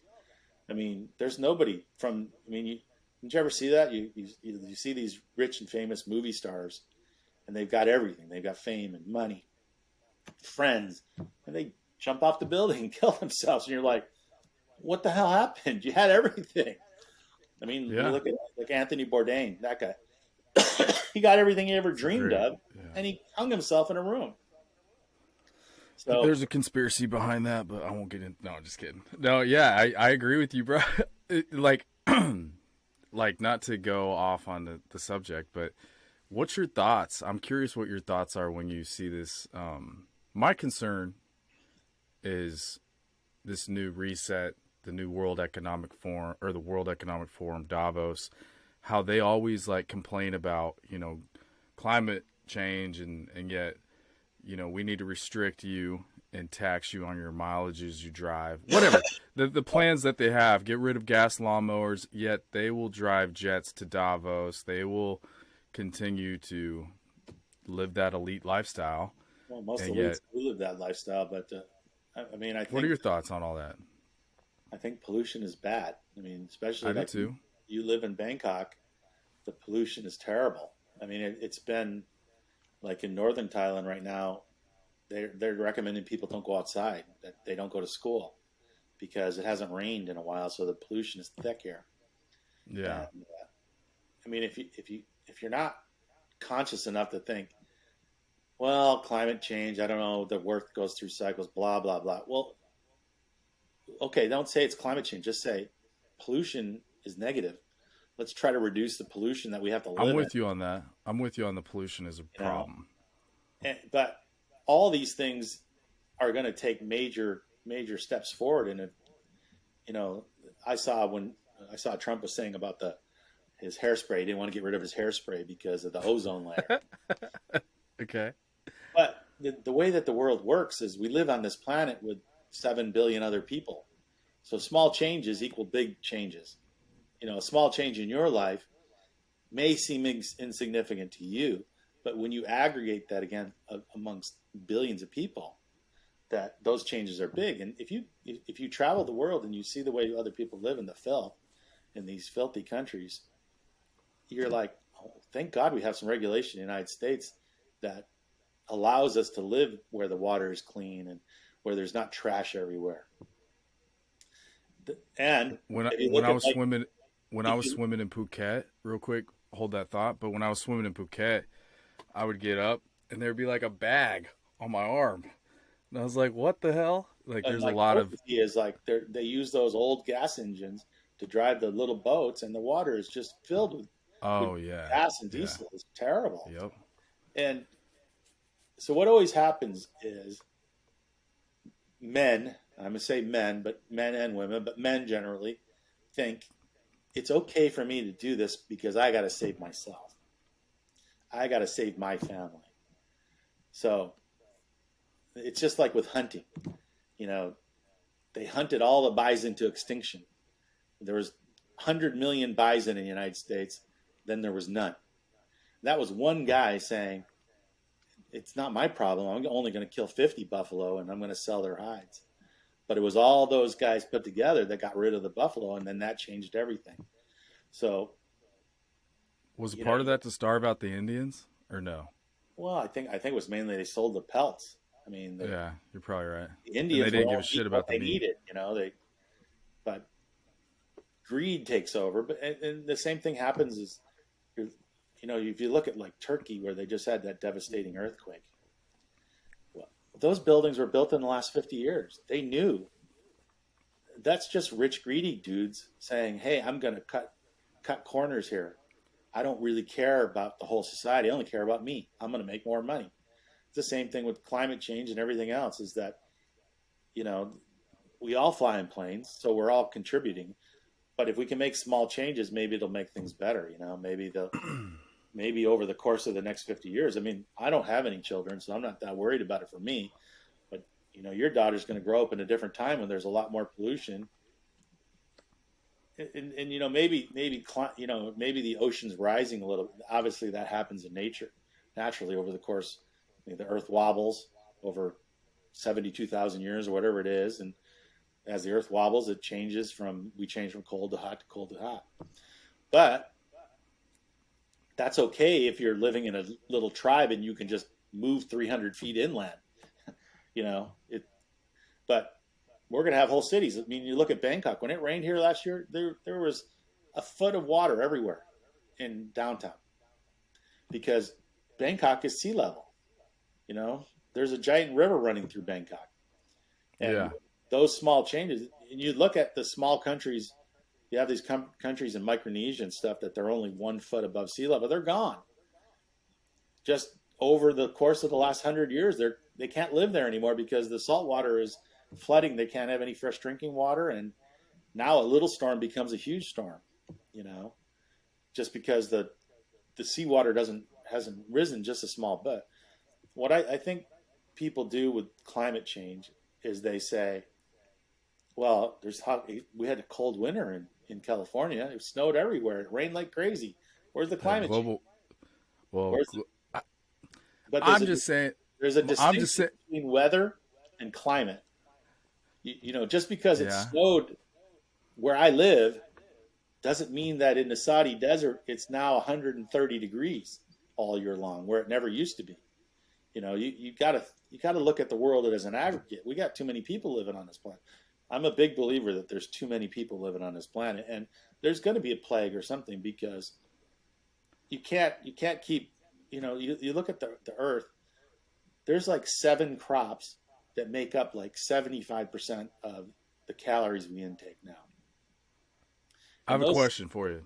I have a question though. What is the right amount of people then for you? I think it's less than we have right now, for sure. Well, what do we have? Like 7.5 billion, something like that. 8 billion. What is it? What? Okay, you have people like Elon Musk and like saying, we need more people. And hear me out real quick. So then you have China when they implemented this no woman policy or no girls, and then they killed off a whole bunch of baby girls. They said you could only have one kid. My bad. You're right. They didn't want a daughter because a daughter doesn't earn you money. Right. And now China's going to have this issue of they're not going to have enough people to take care of their elders in the next 40 years or whatever. Very bad. Yeah. So like, from Elon Musk's point of view, though, you got to look at it so if you take a look at the stock market, you got a company like, let's call it Apple Computer. It doesn't matter. And that company's making $1 billion a month profit. Well, if you make $1 billion a month profit and you keep making $1 billion a month profit, your stock will go down, not up, because you're not growing. Right. The same thing that Elon Musk looks at people is that economy like China, everybody might be fine, but if it's not growing, that's going to reduce things. Inflation's going to go up. You have to keep growing. But China is a perfect example that they have more people than they have the resources to support. So that's why they're buying up Africa and trying to buy farmland all over the world, because they need food. So, what do you think about China buying up land in America? I don't like that. Like, you know what I'm saying? Like, I don't understand that. I don't understand how that's like legal. How, like, fuck a war. Let me just buy your country. You know what I mean? Well, first of all, I think they own a pretty small percentage of farmland. It's not very much. Still, I don't care. Like, yeah, I don't want no other country buying my farmland. It goes back to the same thing. So let's say you have a building. Okay, you own a building over there, right down the street. Okay. And a Chinese guy comes and offers you $2 million, and no American will pay him for $1 million. Are you going to say, "I'm not selling to the Chinese"? That Chinese man is going to get a good. Yeah, me and him are going to do business. Yeah. So for $2 million, double what an American, you'd sell your place to a Chinese guy. Unfortunately, I probably would. You're thinking about your kid and your wife and your family. My legacy, yeah. That's what happens to everybody. Is everybody thinks about themselves, and so do I. And that in aggregate means everybody needs to take a little step back and say, I don't know about the Chinese buying property. Everybody else in the world, one thing that this is what happens in the United States is we forget what made the United States great. For us, for you, if you look at, like, I watch that Yellowstone show. Here's a guy who supposedly his ancestors 3 or 4 generations came here, and they got the biggest ranch in Montana, hundreds of thousands of acres. Well, they weren't Americans. Right. There was already Native Americans here for 15,000 years. True. You don't look on it and say, hey, these European guys came to Montana and took all our land. You think, well, those are the real Americans. They deserve that. In fact, you know, where do you draw that line where you say, okay, from here on, since I'm here, no more foreigners can buy any land? I don't know. I don't know what the right answer is. That's a great point. No, that's a great point. I mean, first of all, obviously it's different with the Indians because disease killed them all. I had this argument with somebody online, and she said, well, I don't have to worry about taking the COVID vaccine because I eat, you know, the best beef, blah, blah, blah. I said, well, the American Indians were eating grass-fed meat, and there was 50 million of them here, and in 50 years, they were all dead. They ate the healthiest diets that you could get. No preservatives, wild-caught beef, wild-caught food, and they're all dead. So, I mean, you know, when they came from Europe, within 50 years, there was 50 million people in North and South America. In 50 years, there was less than 1 million. And so the Americans, like, you got the explorers, they went out west and they went exploring and they said, all this land, there's nobody here. But they were dead. The disease had spread from Columbus and his friends, spread disease through the whole country. And by the time they got there, their teepees were gone. There was no record of them anymore. So I don't know. I mean, we got to live on this planet with 1.3 billion Chinese people. And all the Chinese people I know are really nice, normal people. That's not for sure. That's not to say the government's all jacked. Negative. But, well, it's the same as Americans. Most Americans I know, we all get along for the most part. If you stay offline, like because if you go to a Chiefs Oakland Raiders game, those same Americans are ready to kill each other. The Oaklands are, yeah. The Oakland Raiders are, but like, I mean, Chiefs. We're the nicest stadium in the freaking league. From the city 5 miles from your house is your enemy. Yeah, that's true. We are. What is the word for it? Tribal. Tribal. Yeah, we are a tribal human being. That's the weirdest thing. Yeah, humans are tribal, and there'll always be conflict and always be because we're competitive. We're competitive, to me, and we want things. You can't look at our political system and then say our political system's so great and being communist is terrible. I mean, you look at ours and how horrible it is and how corrupt it is and how people do things just for their benefit. And then at least you look in communism, the 400 people in the Politburo there are all picked because they're qualified. We pick people with no qualifications. I mean, you got people in Congress that don't know anything about anything, and they're the Biden administration has picked some some idiots, like that one weirdo, that bald transgender guy who stole all the luggage. Like, they have an agenda, and like I diss Trump. I'm not the biggest fan of him, and the more I'm learning, I'm very centered, is what I'm trying to say. And I'm seeing that's the exact same problem, though. Picking somebody because they are transgender is just as bad as picking somebody because they're not transgender. What they should do is find a qualified person. But that's going to be my point. Crazy where, I mean, trust me, I understand why black guys are pissed in the U.S. I mean, there's a lot of racism. Yeah. And there is institutional. If you say there's not institutional racism in the United States, you're being blind. I mean, but the question is, how do you fix it? And that's the hard part. So do you say to Harvard University, do you say, Harvard, you have to let in 15% black people because there's 13% black people in the United States, and then some white guy who was better qualified can't go, and he has a legitimate right to say, hey, my scores were better.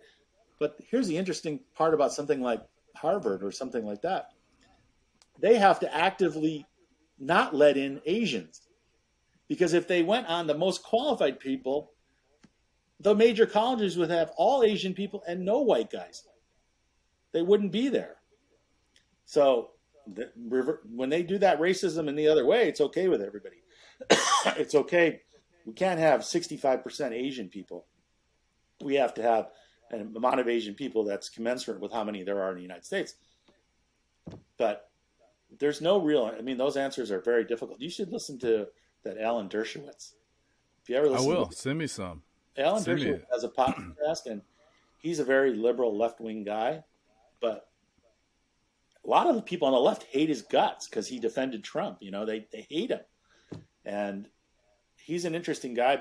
I'm not saying he's right about everything, but when you listen and you listen to him talk about Israel and, you know, the problem they're having with the Palestinians, and obviously people on the left say, well, the Palestinians are, you know, that's their country. But that whole it's their country, it's our country thing is kind of stupid. If you look at New Zealand, well, those white people went in and took over the country 100 years ago. And take Hawaii. Hawaii was a separate country. We went there because of the Dole Pineapple Company and took down the monarchy that was in Hawaii and said, by the way, this is not your country anymore. We're taking it over. That's what happened. There was a queen there, and we took her out because a Dole Pineapple wanted the land. I mean, we just are always in this hypocritical position where nobody stands back and looks at it and says, hey, you know, you can see both sides of what I'm saying, you know? Yes. Thailand happens to be one of the countries that was never colonialized. There's very few. There's only like, I think 7 or 8 countries in the whole world that were never colonialized by, you know, England and France. And yeah. I mean, you look at a country, I don't know, have you been to France? No. Been to London and all that, but not France. All right, even London, because you can go to the British Museum. I don't know if you went. But you walk in the British Museum and you see all these artifacts that they just went to the country and took. There was people living in there perfectly happy, you know, and they said, we don't like your religion. You're heathens. We're going to change your religion, and we don't like your culture. You need to put some clothes on. And by the way, we're going to take all your cool stuff that you had, and then we're going to call this a colony of Great Britain. I mean, it just... Britain did that like crazy. Yes, they did that all over the European the world. They took over. I mean, India, almost the whole. I think it's like less than 7 countries, and Thailand being one of them. The funny part with Thailand is that they were never colonialized because on one side was the British in Myanmar, and the other side was the French in Vietnam and Laos and Cambodia, and they decided we don't want to have wars all the time, so we're neutral zone. But when the about 250 years ago, the Thai people were having a war with the Cambodians. They weren't called Thai and Cambodian then. There was another name, and they actually brought some fighters in from Europe. And if you go to parts of Thailand now, there's Portuguese, but the Portuguese look Thai now because they've been here for 4 or 5 generations.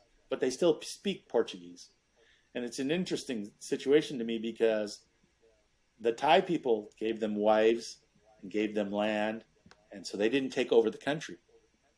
They brought them in to fight, and they decided they liked the life here. So now they call themselves Portuguese, but they look Thai because they've mixed with Thai women for so long, but they still speak Portuguese and eat Portuguese food. It's just... The whole thing with it to me is that it's hard to go back and pick a line like the thing with the guy in Yellowstone. Well, he's deciding that he's American and that his land just started 150 years ago. I mean, the people that were living there were there for 15,000 years, and they decided it wasn't their land anymore. So it's a very tough situation. And I'm an expat. I mean, I'm a foreigner in a foreign country. I'm trying to invade Thailand right now. I'm doing my best. Yeah, it seems like you're doing a good job. Yeah, I would be a citizen of Thailand. I like the way that they look, their outlook on things, and I like the fact that they don't really want to fight anybody. I mean, they have an army. That too, I don't think they're trying to fight anybody. Yeah, the reason I lean so much towards Christianity is from what I've learned, or whatever my Quaker religion, it was treat thy neighbor as thyself was a big push. And so they seem to ignore lots of parts of the Bible that they don't care for. If you think of historically, Jesus, yes, like how the Vikings. He was very specific about helping the poor, and Yeah. He's. I mean, the Bible says, it's harder for a rich man to get to heaven than a camel through the eye of a needle. Yeah. They seem to ignore that part, and Yeah, no, man, I'm not saying it doesn't come without flaws or whatever. I think Jesus was a very nice Jewish boy. Yeah, the funniest thing I think you've said to me, because you kind of like jab at me a little bit, which is fine. I'll take it on the chin. And I kind of find it funny was you said, so you're telling me if Mary was a virgin? And like, I'm not going to lie, that made me, when you first told me that, I just started laughing. Well, you got to go back to the time and you got to think about, okay, she was 12 or 13 years old. And she was that young? I didn't even know that. 12 or 13 years old she was. And at that time, Joseph was supposedly about 30 years old. 30 years old is very old to get married, just like Jesus was a single. At that time, you got married when you were young. As soon as you could afford to have a family, you got married. So obviously, they think Jesus had another wife. Something happened, maybe she died or something like that. But if you think about it with your eyes of today and you get rid of the religious stuff, yeah, you got a 12-year-old girl who's going to marry a 30-year-old guy. She comes home and she's pregnant. Now, this is something you'd get stoned for back then if you had. She probably, what's the more likely story? Is that this 13-year-old girl had sex with some guy she liked, got pregnant, came home, told her 30-year-old husband, I didn't have sex with anybody. That makes more sense to me to follow along in the story. But, who knows? But it is kind of gnarly what Jesus' legacy became, the baby of that Mother Mary.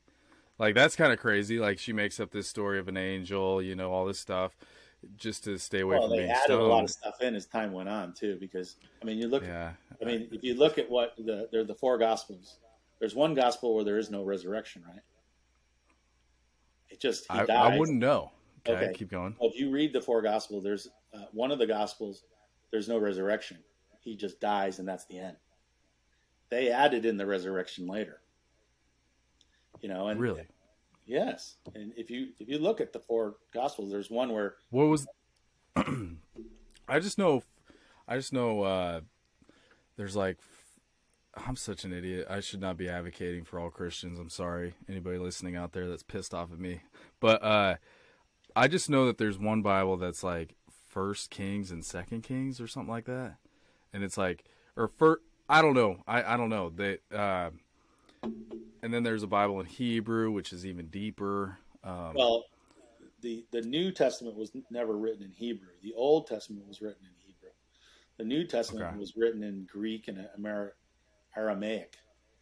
And what they've done is, if you go back, first of all, there's no single Bible. There's multiple books and they decided, like in the 3rd or 4th century, the Catholic Church got together and said, we're leaving out some books. Of course they did. The Book of Thomas apparently is not in there. And when they found the Dead Sea Scrolls, they found a whole nother book of the Bible that had been left out. So, have you ever heard of Tartaria real quick? I'm sorry, I'm super ADD. Tartaria. Yeah. So it's something that a lot of people are bringing up these days, and it's basically, Tartaria was, have you ever seen those buildings that are constructed that are just so immaculate and like beautiful and like pieced together with angels and like it's just insane, the construction on it. Well, I'm sure you have, but they're saying Tartaria, there's maps, old maps where they're finding this is where Tartaria was. It was like all of Russia, leaned into parts of Europe, and then there was the Genghis Khan area. Like, basically, it's history that we don't talk about, and it's called Tartaria. I don't know what Tartaria is, but there's definitely some. I mean, I watched the guy on Netflix that he thinks that there was another civilization before the last ice age, when he thinks the meteor hit the Earth and caused all the climate change. And it may be true, because if sea level, the thing about sea level is that during the ice age, the sea level was a couple hundred feet lower than it is now. So imagine that you had a big civilization 200 feet below, close to the water. It'd be gone. There'd be no history of it at all anymore. It'd be completely gone. And I mean, I watched all. His name is Graham Hancock. He's been on Rogan a few times. Yeah. Oh yeah. Yeah. And I watched all his shows and read his stuff. And I mean, I don't know. I went to see the pyramids, and one of the guys was a complete crazy guy. And they always think, oh, there must have been aliens. And I just think if I was an Egyptian and somebody said aliens built that, I'd be pissed. I'd be like, my ancestors built that, dumbass. What they did. All they did was pile rocks on top of each other.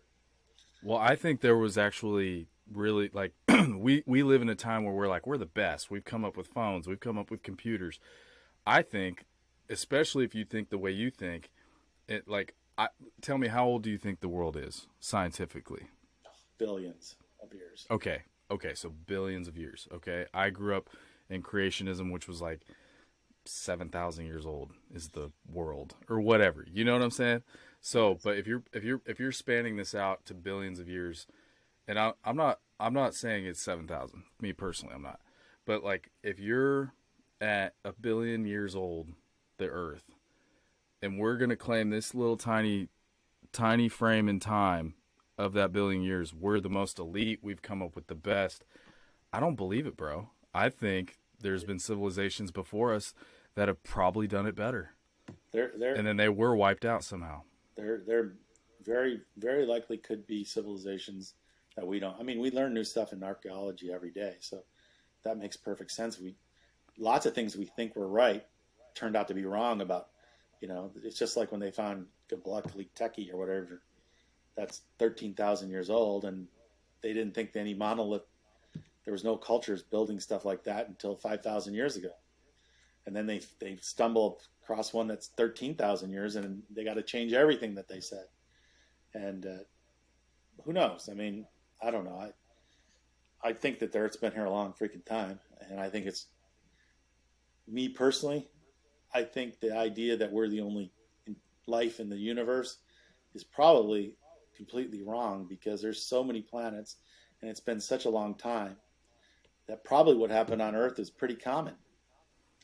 So yeah, I'm a believer that the distances are too far to find out. I mean, that's one of the reasons I don't believe the Earth is 7,000 years, because you can look up in the sky and see a star that it took millions of years for the light to get here. So how did it get here? That's 7 billion years. There's some big numbers out there scientifically. I got a friend that's a flat earther. I won't get into it too much, but the Earth is flat. He thinks the Earth is flat. Yeah, 100%. And not only him, but a lot of people. Yeah, I've kind of diving into it. Columbus that's why he went and traveled into the New World, because they would sit on the shore and the people could see the ship disappearing over the horizon. And that's what made him think the Earth must be round. They fell? Oh, okay.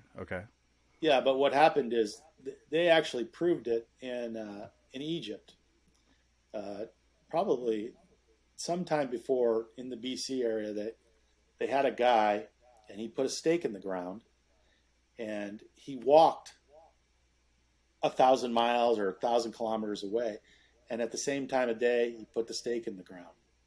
And the person was able to calculate that if there was a shadow, if the Earth was flat, the shadows from those two stakes 1,000 miles apart would be the same on the same day. But they weren't. One had a longer shadow than the other one. And the guy was able to calculate at that time, a couple 3,000 years ago, how big the Earth was based on those shadows. He knew it was a sphere, and he was able to calculate, and he was within a couple percentage points of actually figuring out the circumference of the Earth. This was thousands of years ago. Interesting. And what's happened is just what you said is, so you've got people that were living 4,000 or 5,000 years ago, and they built these monuments where they pointed them at a star, the brightest star in the sky, or they pointed them because they were aware of those things at that time. So you and me, as modern men, we have lost our connection to the stars. We have lost our connection to the sun rising and the sun setting and what time of year it is. Obviously, a lot of the runes around the world are situated so that they know when the shortest day of the year is and the longest day of the year, so that they know when to plant their crops. And you look at countries that, when they developed how long a year was, they were off by a little bit because they didn't factor in leap years, for instance. And so leap years in Europe became a problem that in I think the 7th or 8th century, one of the popes, there's a week gone because over the course of hundreds of years, the festivals were on the wrong times, the religious festivals, and that happened in Egypt too, is where over the course of a couple thousand years, their year wasn't accurate enough for them to know where they were. They had to, if you look at, there's one of the popes that got rid of a week. He had to get rid of a week because he had to catch up for leap years. The calendar was off, and we've lost that ability. I mean, think about it. Think about the Polynesians Polynesians started in Taiwan probably, and they expanded all the way to Easter Island and probably expanded to South America. Most likely because there's proof of that. There's some proof relating that they sailed. I mean, that's 8,000 miles they sailed in a boat with no navigation. They were there in Easter Island. The closest people to Easter Island is like 1,500 miles. So those people knew how to sail. They didn't know anything. They knew to sail by the stars and the sun and the clouds, which we've lost. We know we've lost that ability. That's a perfect. Some keep it, some have it. But as some sailors have it, but as a society, no. Yeah. Imagine this. Imagine that there was a nuclear war and tomorrow everything ended or changed. Would you know how to make a television set? Hell no. Nobody would for a long time. I mean, would you know how to dig up the metals? Would you know how to go to find metals, to dig them up, and then change them into metal?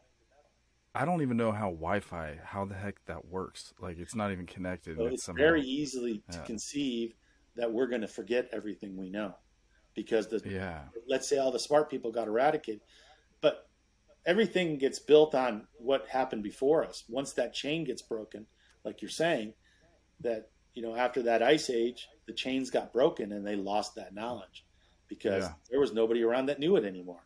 And that's a very good point, is that, you could have it happens today, right? You can go to an island in the Indian Ocean where there's a tribe that has never had people, and they're still fighting with bows and arrows.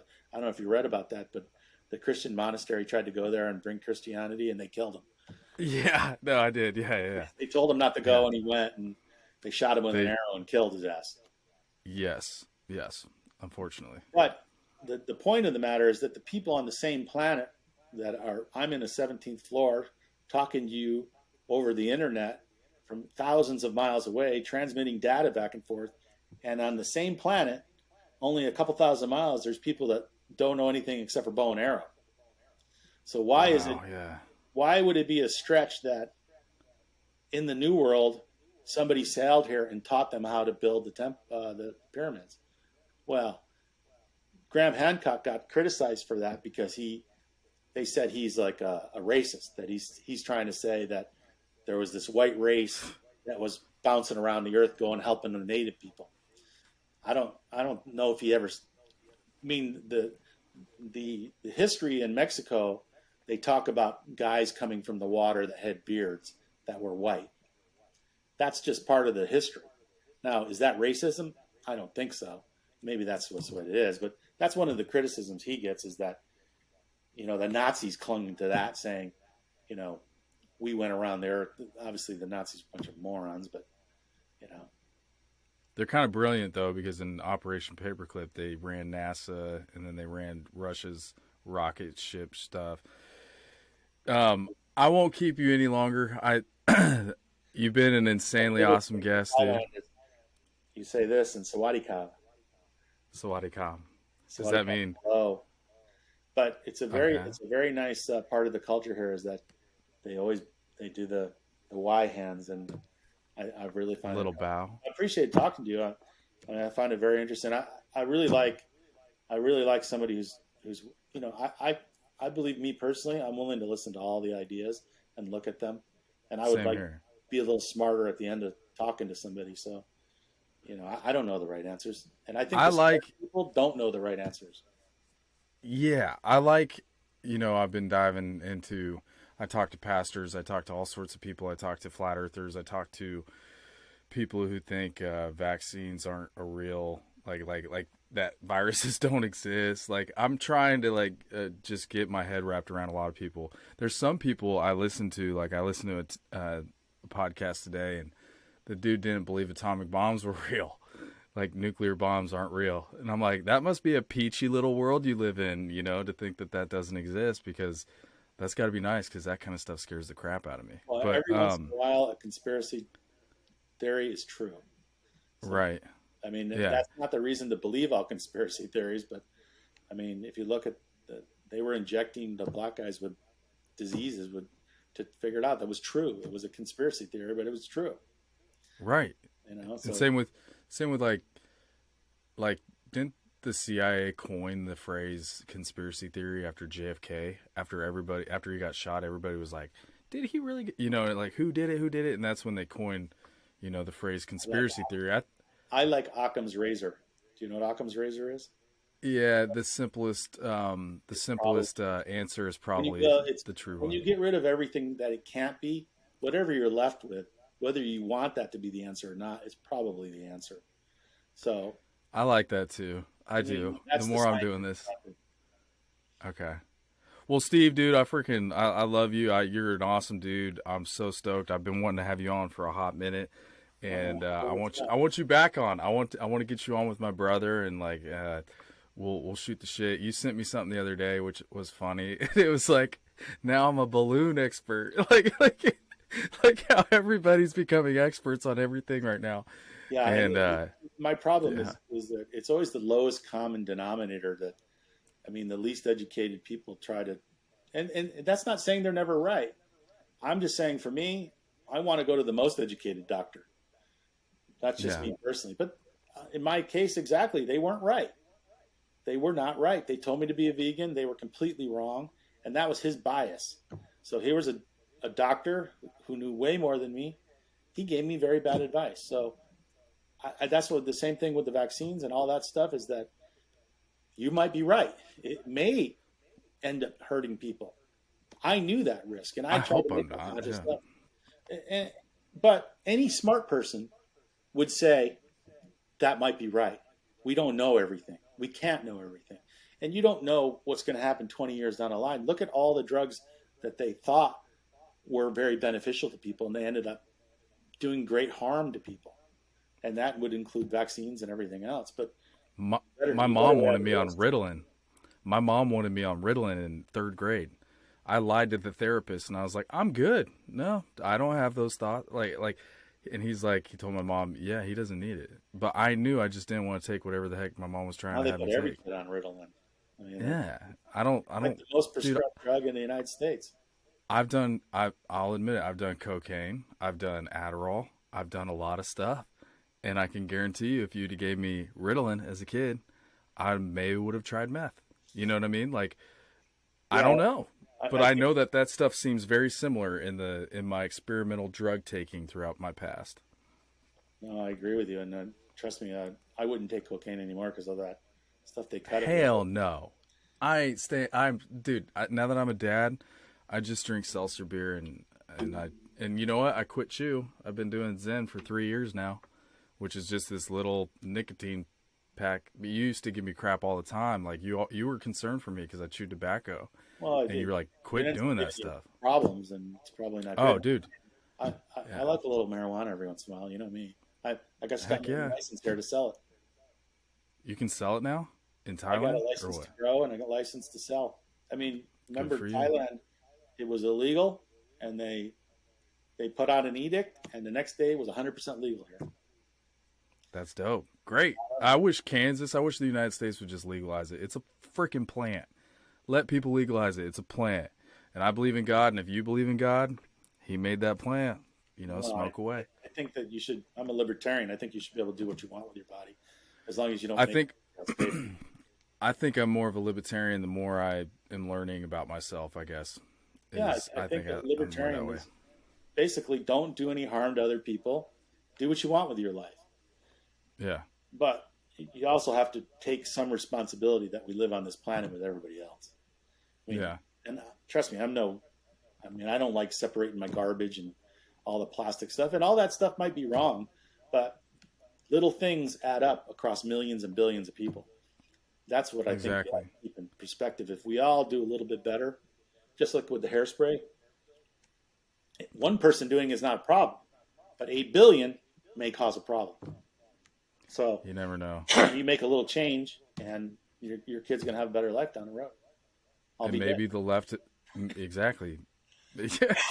Well, maybe the left is right sometimes, and maybe the right is right sometimes. I think it's okay to be like, hey. Isn't it the truth? Is that sometimes one side can be right and the other side can be right? And yeah, I like to look at some reason they don't like to acknowledge it. Both sides hate acknowledging it, but it's a business. You know what it is the extremes on both sides are the problem, and you got to stay out of the extremes, because those are the ones that are. And if you look at it like a circle, those extremes are the ones that are closest together. So the left extremes and the rights have circled back, and they're the crazy people on both sides. It's the ones in the middle, the rest of us, that are going, hey, I don't want to hate vaccines. I don't want to like vaccines. I just want to know, will it help me for real or not? And what are the risks? Yeah. I mean, if you found something that was going to really help your daughter, you'd probably go, I'm going to weigh out the chances that there's a 1 in 1,000 chance if I give this to my daughter that's going to hurt her. But 999 times out of 1,000 is going to make her better. That's the choice we all make, is what's the risk? And, there's a risk for doing nothing, right? Not taking the vaccine. There's a risk. Oh, yeah. I thought about that every now and then because I hadn't had it in a long time. I hadn't had it the whole period of COVID, and then I was like, I wonder if it actually does help me. Well, then I got it right away, and it was all right. But oh, you got the vaccine? No. I got COVID right when I was thinking that thought. Well, the studies have shown that. I mean, here's another one. The studies have shown that less healthy people get worse outcomes because of disease. Wow, what a revolution! That took 10,000 years of human evolution to realize that if you're less healthy, that when you got sick, we're going to get a worse outcome. I mean, it's pretty common. There's a ton of common sense in this, dude. Yeah, and most likely that if you're healthy, you're going to get through whatever. Because, I mean, smallpox didn't kill every person that got it. Polio didn't kill every person that got that. So some people imagine 100 years ago, somebody got polio and they said, I had polio. It only lasted 2 weeks. What do you need a vaccine for? You go, what? Yeah, no. And you know what's funny, and I'll end after this, but you told, I've listened to Joe Rogan for since 2014. I loved him. He was great. He was the first podcaster. And I think you had just heard about him after CNN kind of called him out on taking ivermectin, and so you started listening to him, right? And then you realized he's actually a cool dude, right? No, I think Joe Rogan tries to make an educated, and like anybody, I don't agree with everything he says. Of course. And same here. I'm smart enough to realize I don't know everything, and I want to be smarter. Just like with hunting, I used to be against hunting, but now I'm for hunting. And that was an evolution I made personally because I'm a meat eater and I feel like a hypocrite. I don't want to hunt. But if I want to be a meat eater, I got to make my peace with the fact that you need to hunt to get meat. You got to kill something.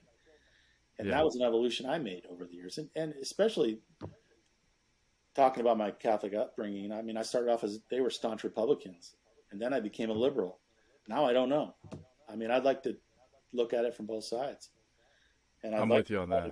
I'd like to try to figure that, and it's not a bad thing to change. It's not a bad thing to learn and evolve and go, hey, I thought hunting was bad, but then I went out and saw it and I realized I was wrong.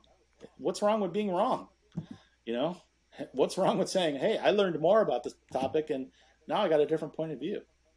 I like those kind of people, man. They're humble. They're willing to, the ones that are stuck in their ways are the most annoying people to me. They're terrible.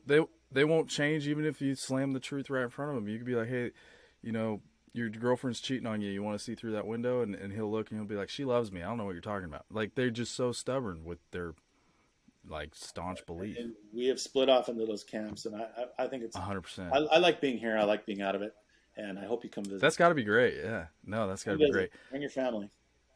Yeah. Oh, dude, if I ever come back to Thailand, like soon, my wife wants to go because I didn't take her the first time, and oh my gosh, I got so much crap for that, and rightfully so, I guess. So I owe her a trip to Asia for sure. So if I do, we're coming. Very nice weather. I mean, if you like it, nice and warm, but don't come during rainy season because they're serious about rainy season here. It's just intense. Okay. 4 months rain every day, brother. Okay. I always ask my guests this. I'll ask you, do you got a quote that you ever talk to yourself about or tell yourself throughout all this chaos of making millions, losing millions, and then getting yourself back on your feet and figuring out life? I think that the only thing I can say about all that is that most things that you think are extreme are not that extreme. And, you got to realize that shit goes wrong, shit goes right. But the next day you get up and you start over and you got the whole rest of your life later. So make a change if you want to make a change. And I think being on the extremes of being unhappy, well, here's my quote, is you can be as happy as you want to be. Happiness is a choice. That's the big, you can either choose to be happy or you can choose to be miserable about everything. And that's up to you. So choose to be happy. Respect, man. Thank you, Steve. Heck yeah. No, I can tell through your through your Instagram. That's why I wanted you on. I'm like, dude, I love what this guy's doing. I love what he's saying. He's living his best life. And it's really awesome to see from my end. I love it. Well, I think everybody should do that. Try to be happy, man. Heck yeah. I'll stop the podcast. I'll stop the podcast, but I want to bring my little girl in so you can meet her. Okay. And then I'll let you go. But everybody else, rate, subscribe. That'd be awesome. If you gave me a 5-star rating, it would just help in the algorithm. But Steve, thanks for coming on, bro. Okay, brother. Thank you. All right. Peace, everybody.